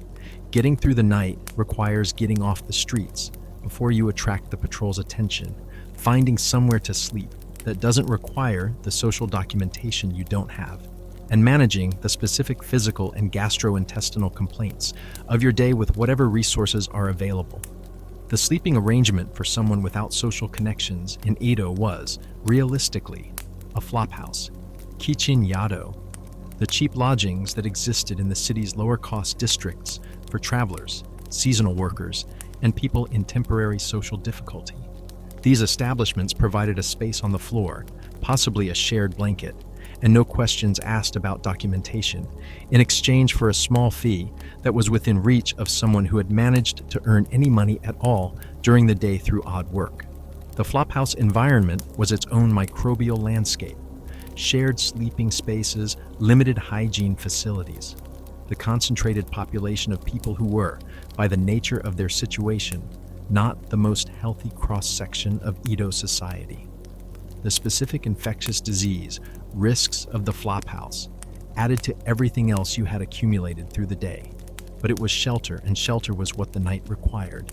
The night sounds of Edo, the wooden clappers of the fire watch, the distant sounds of the entertainment districts, the temple bells that marked the hours, the occasional dog, the wind through the wooden buildings, were the sounds of a city of 1 million people maintaining its specific Tokugawa order through the darkness. Most people were asleep. The fire watch was walking. The patrol was moving through the streets. You are, if you have managed this day correctly, alive. Cold, probably uncomfortable, definitely unwell in at least a minor way, confused by approximately everything, culturally disoriented beyond any previous experience. But alive. Chapter 7. The Farmer's Life. What most people actually experienced. We have been in Edo, the great city, but the great city contained only a fraction of Japan's population. The overwhelming majority of the people living in Tokugawa Japan lived not in Edo or Osaka or Kyoto, but in the villages and farming communities that covered the agricultural landscape of Japan's main islands. The rice paddies of the lowland valleys, the upland fields where other grains and vegetables were grown, the fishing villages of the coast, the mountain communities where forestry and hunting supplemented the agricultural base. Approximately 80% of Japan's population of perhaps 30 million people in 1700 were farmers. And the experience of those farmers, their daily life, their relationship to the Tokugawa state, their specific vulnerabilities and specific resources was the dominant experience of feudal Japan. Understanding it corrects the urban bias of what we've described so far and completes the picture of why this world would be so challenging to survive in. The rice farmer's life was organized entirely around the rice cultivation calendar, the annual cycle of planting, tending, and harvesting that structured the year more absolutely than any other single factor. Rice cultivation in Japan required specific techniques and specific timing.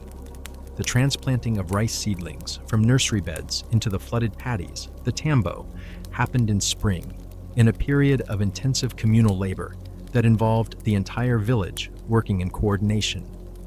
The management of the paddies through the summer, maintaining the water levels, weeding, managing pests, required continuous attention. The autumn harvest was another period of intensive communal labor with specific timing requirements. This calendar was not flexible in the way that modern work schedules are flexible. The rice had to go in when conditions were right, and if it didn't go in then, the harvest was compromised. The harvest had to come in before the autumn rains made it impossible, or the crop was lost. The entire agricultural year was a series of non-negotiable deadlines imposed by biology and weather, and the failure to meet them had direct and immediate consequences for household survival. The physical demands of rice cultivation were extreme. The transplanting of rice seedlings, bending double over the flooded paddy, working backward down the rows, planting each seedling by hand at the precise spacing required for proper growth, maintaining this position for hours in water that was frequently cold in early spring, was physically punishing work that produced the specific musculoskeletal profile of agricultural workers, visible in the skeletal remains of Edo period farming communities, spinal stress, knee damage, the accumulated physical cost of decades of this specific labor.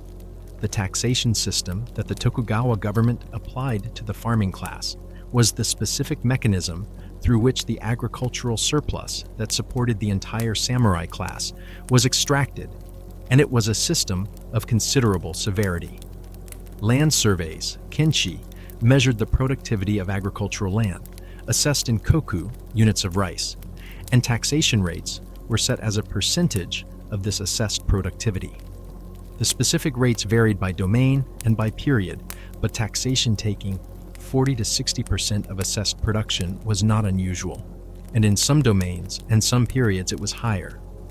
The specific consequence of this extraction rate was that farming households kept, after taxation, a portion of their production that was adequate for survival in good years and insufficient in bad ones.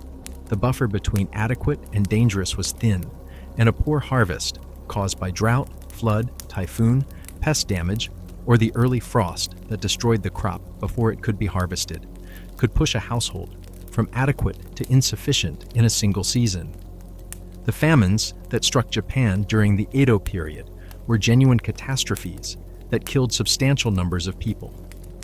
The Kyoho famine of 1732 to 1733, the Tenmai famine of 1782 to 1788, and the Tenpo famine of 1833 to 1837, the three great Edo period famines, each killed tens of thousands of people in the worst affected regions, with some estimates suggesting the Tenmai famine killed upward of 1 million people across Japan. These famines were the product of the specific intersection of climate conditions, the agricultural monoculture of rice production, and the taxation system that left farming households with minimal reserves. You, materialized into a farming village rather than Edo, would face all of the agricultural calendar's demands without the specific agricultural knowledge that made it possible to perform them correctly. Rice cultivation was not intuitive to someone without experience of it. The specific techniques of seedling preparation, paddy management, and harvest were skills acquired through childhood observation and gradually increasing participation in the communal agricultural work. You would be, in an agricultural context, approximately as skilled as a child, able to perform the simplest tasks under supervision, but unable to manage the more skilled agricultural operations that village survival required. The village community would both support and surveil you. The Goningumi, the 5-household mutual responsibility system, operated in the village exactly as it did in the city, with the additional pressure that in a small agricultural community, everyone genuinely knew everyone else's business, because the shared agricultural work made it impossible to maintain the anonymity that a large city could provide. Your presence as an unknown person in a village would be noticed immediately, discussed immediately, and reported to the village headman immediately. The village headman's responsibility to the domain's administration, to maintain accurate census records, to collect taxes, to report irregularities, meant that your arrival would not go uninvestigated. The result would be the same detention and referral up the administrative chain that we described for the urban context, but in a village context, the absence of the urban anonymity that might have allowed you to move through city crowds unnoticed meant the process would begin faster. The specific medical resources of the rural village were considerably more limited than those of Edo. The village might have a practitioner of some medical knowledge, often a Buddhist priest who had learned some herbal medicine, or a woman with traditional midwifery and healing knowledge. But the trained physicians of the city were not available, and the range of preparations was limited to what could be locally sourced. The rural sick were more dependent on the body's own recovery mechanisms, and less supported by even the limited medical interventions that urban Edo could provide. The specific nutritional situation of the rural farming class also deserves attention. The white rice preference that produced beriberi risk in urban Edo was less absolute in rural areas, where brown rice was more commonly eaten, and where the dietary diversity of the rural household, vegetables from the kitchen garden, fish from local rivers and the coast, wild plants gathered from the surrounding landscape, was somewhat greater than the urban commoner's diet.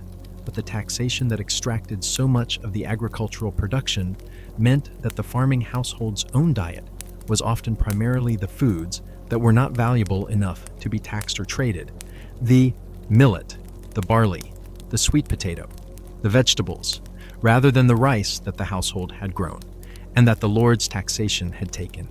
The specific stress of the Tokugawa tax system on farming households was not merely material, it was also a chronic psychological burden.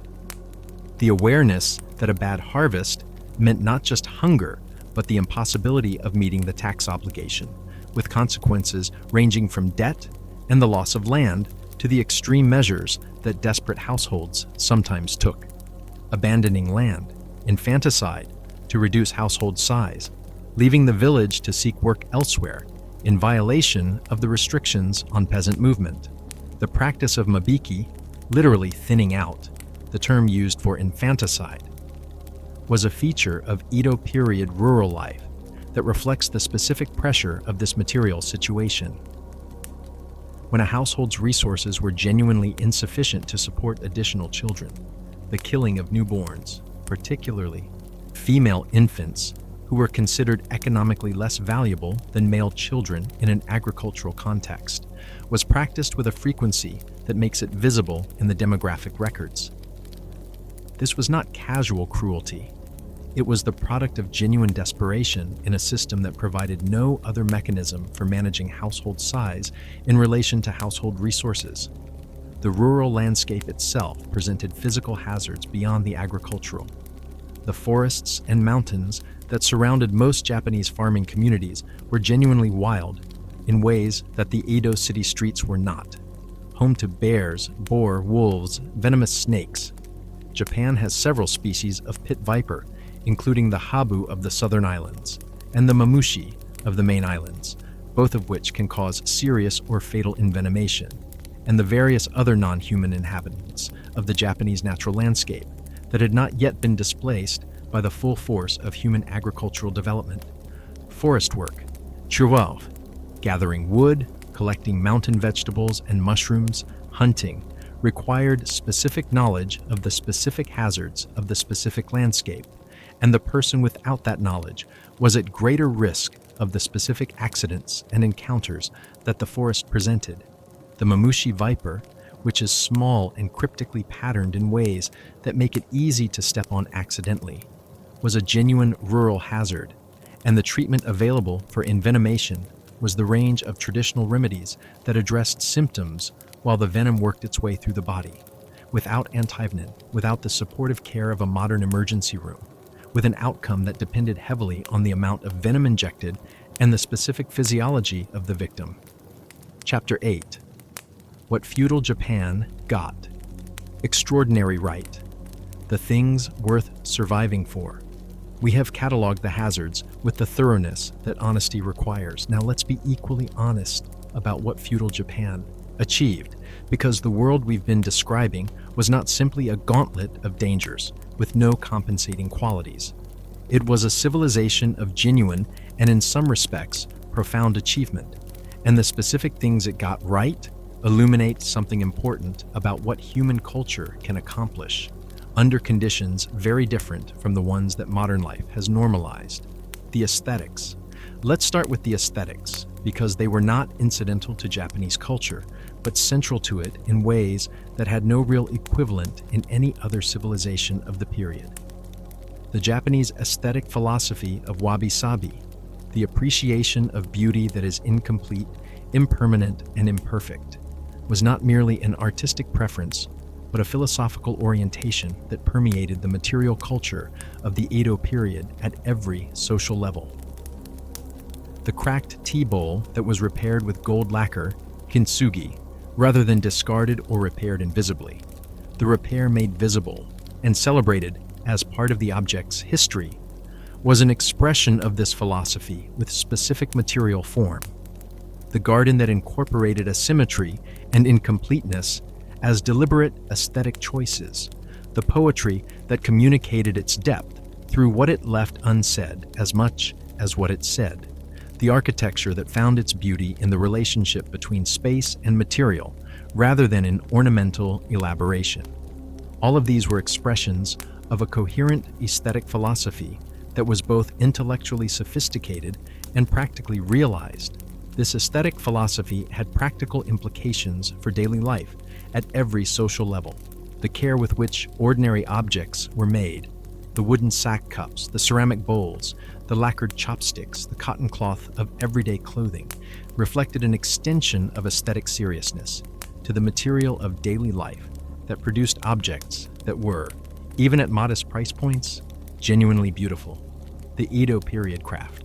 Tradition, the woodblock printing, the ceramics, the lacquer work, the metalwork, the textile production, generated an aesthetic output that has been recognized, studied, and imitated by the world ever since.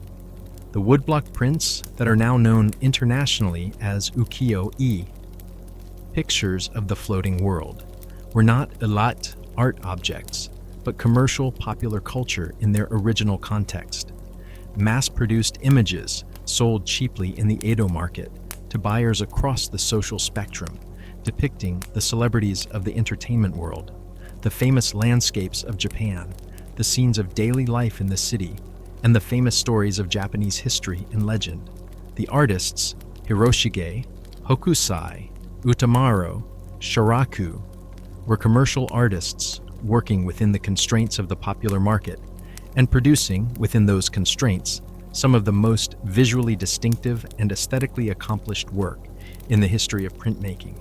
The specific quality of Japanese visual art that influenced the Impressionists and Post-Impressionists in the 19th century, the flat perspective, the bold composition, the specific relationship between line and color and empty space, was not an accidental byproduct of technical limitation, but the result of a coherent aesthetic philosophy applied with extraordinary skill. The flat perspective of ukiyo-e was not the absence of Western perspective, but a different solution to the problem of representing three-dimensional reality in two dimensions, one that prioritized the decorative surface and the emotional impact of the composition over the illusion of spatial depth. The tea ceremony, the chado, the way of tea, deserves specific attention because it is one of the most concentrated expressions of Japanese aesthetic philosophy in practice, and because its influence on Japanese culture extended far beyond the specific activity of making and drinking tea. The tea ceremony's principles: harmony, chabui-e, respect, ki, purity, seitai, and tranquility, jaku, were philosophical principles that the ceremony enacted through the specific physical reality of the tea room, the utensils, the movements of the host, the quality of attention brought to each moment. The aesthetic choices of the tea room, the rough simplicity of the wabi aesthetic, the natural materials, the single flower in the tokonoma, were not decorative conventions, but expressions of a specific way of being in relation to the material world and to the other people present. The philosophical influence of the tea ceremony on Japanese culture shaped everything from garden design to architecture to the conduct of business negotiations to the specific quality of attention that Japanese craft tradition brought to ordinary objects. The idea that the making and serving of a cup of tea deserved the full philosophical attention that could be brought to any significant human activity was not an eccentricity, but an expression of a cultural commitment to the idea that the quality of attention was itself a value, independent of the importance of the specific activity being attended to.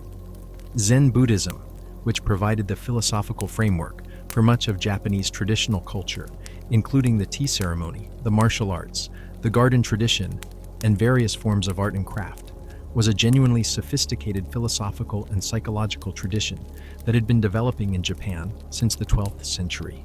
The Zen emphasis on direct experience over conceptual understanding, on the present moment over past and future, on the dissolution of the boundary between self and activity, what modern psychology calls flow.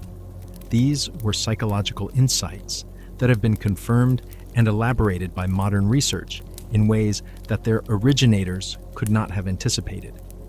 The specific meditative practices of Zen, Zazen, seated meditation, koan practice, working with paradoxical questions designed to break, through conceptual thinking, the mindful performance of everyday activities, were psychological technologies for cultivating specific qualities of mind that Zen tradition identified as both intrinsically valuable and practically useful for living well.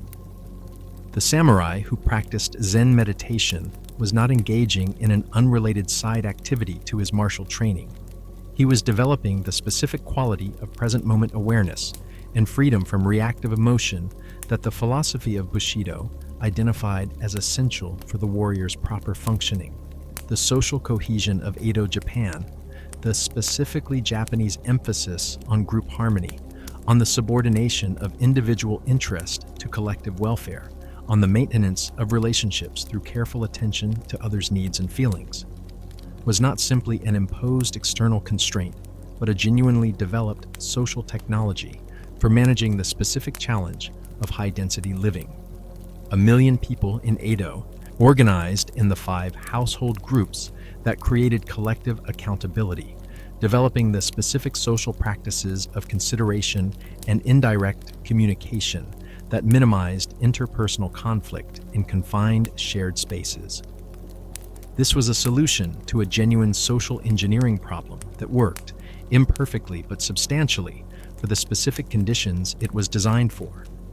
The no theater, the austere, slow, philosophically dense theatrical form that predated and coexisted alongside the popular kabuki, was one of the great theatrical traditions in world art history, combining poetry, music, dance, and masked performance in a form that had been refined over centuries to produce effects of extraordinary emotional and philosophical depth through means of extraordinary economy.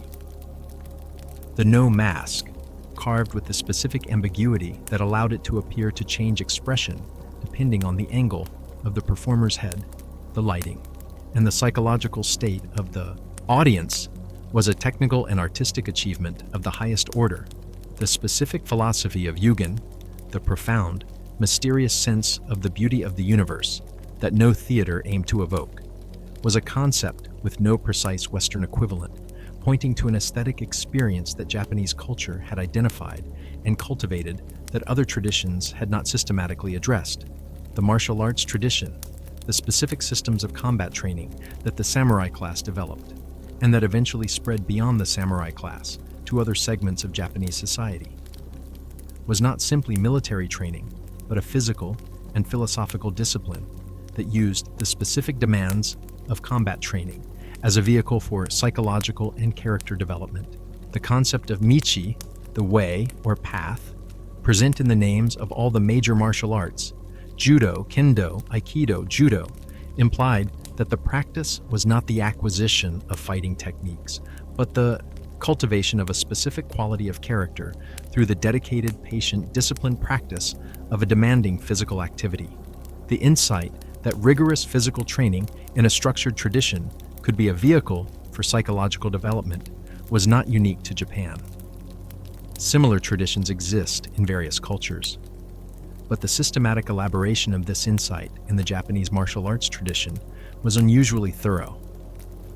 The relationship between Japan's natural landscape and its cultural tradition produced one of the most distinctive aspects of Japanese civilization: the systematic integration of the natural world into cultural and spiritual life that expressed itself in Shinto's reverence for specific natural features, mountains, rivers, forests, specific trees and rocks, understood as dwelling places of kami, the spirits that inhabited the natural world.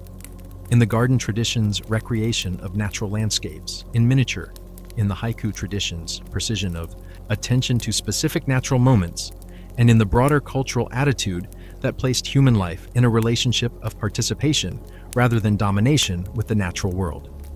The haiku, the 17-syllable poetic form that Matsuo Basho had brought to its highest expression in the decades just before our 1700 setting, was the most concentrated expression of this cultural attention to the natural world.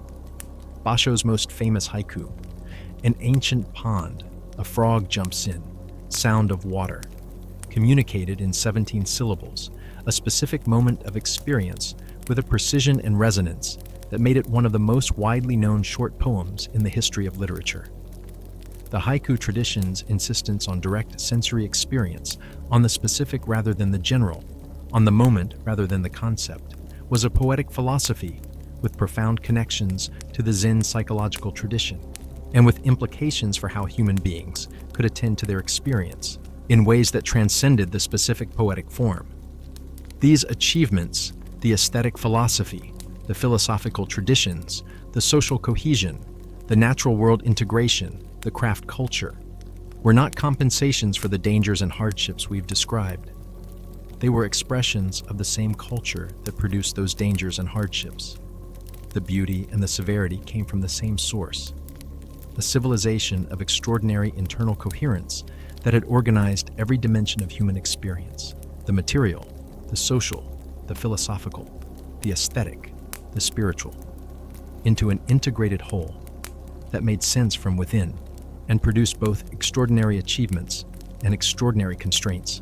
The person who survived feudal Japan, who was born into it, grew up within it, learned its rules from childhood, developed the specific skills and knowledges and social intelligences that it required, inhabited one of the most aesthetically rich, philosophically sophisticated, and socially coherent civilizations in human history. The same civilization that could summarily execute an outsider for failing to show proper deference to a samurai procession also produced the tea ceremony, the haiku, the woodblock print, and the Zen garden. Both things were true simultaneously. This is the honest accounting of what civilization is and does. Conclusion: the last bell night in Edo. The temple bells are marking the hours, the specific deep resonance of Japanese temple bells, struck from the outside with a hanging log, producing a sound that carried across the entire city and that served as the primary timekeeping mechanism for a population without personal clocks. Each hour had a number, and the number of strikes told anyone who heard them where they were in the night. You are, if you have managed this day with the combination of luck and caution that it required, still alive. You are in your flophouse, or your borrowed corner of some generous household, lying on your thin mat in the specific cold of a Japanese wooden building, in whatever season you've arrived in, listening to the sounds of Edo settling into its nighttime routines. Let's be honest about the accounting.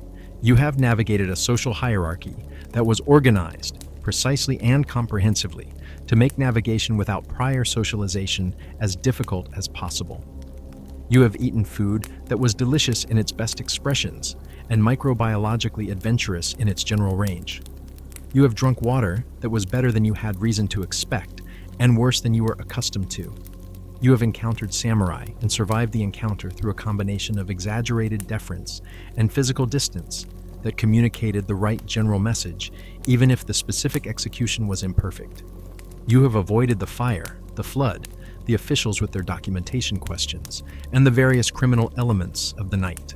You have done this in a country whose language you may not speak, whose social signals you cannot fully read, whose legal system has no category for your specific existence, and whose medical resources, while genuinely sophisticated for their time, could not address the specific threats that your non-native immune status made most dangerous. The Japanese civilization that surrounded you today was one of the great human achievements, a flowering of culture, philosophy, art, and social organization that produced things of genuine beauty and profound depth. It was also a civilization that was specifically designed at every level for the people who had grown up inside it, and that treated people outside its categories with the specific mixture of suspicion, bureaucratic management, and potential force that all pre-modern states applied to anomalous presences. You are an anomalous presence. You are the human equivalent of a rounding error in the Tokugawa administrative system, something that the system had no category for, and therefore no graceful way of accommodating. The fact that you made it through the day is a function of the same human stubbornness that got our medieval peasants through their winters, that kept people alive in ancient Rome through the fires and the bad medicine and the lead pipes, that has kept the human species going through conditions that should, by any reasonable analysis, have been terminal. You wouldn't last a day in feudal Japan, except that you did barely by the skin of your teeth, by luck, and by the specific quality of human adaptability that makes the species genuinely remarkable. Tomorrow, the social documentation problem hasn't gone away. Tomorrow, the gastrointestinal complaint may be worse. Tomorrow, there's another procession, another patrol, another daimyo whose retinue requires properly timed obeisance from everyone in the street. But that's tomorrow. You survived today. In a country of extraordinary beauty and extraordinary danger, you made it to the temple bell's last strike of the night.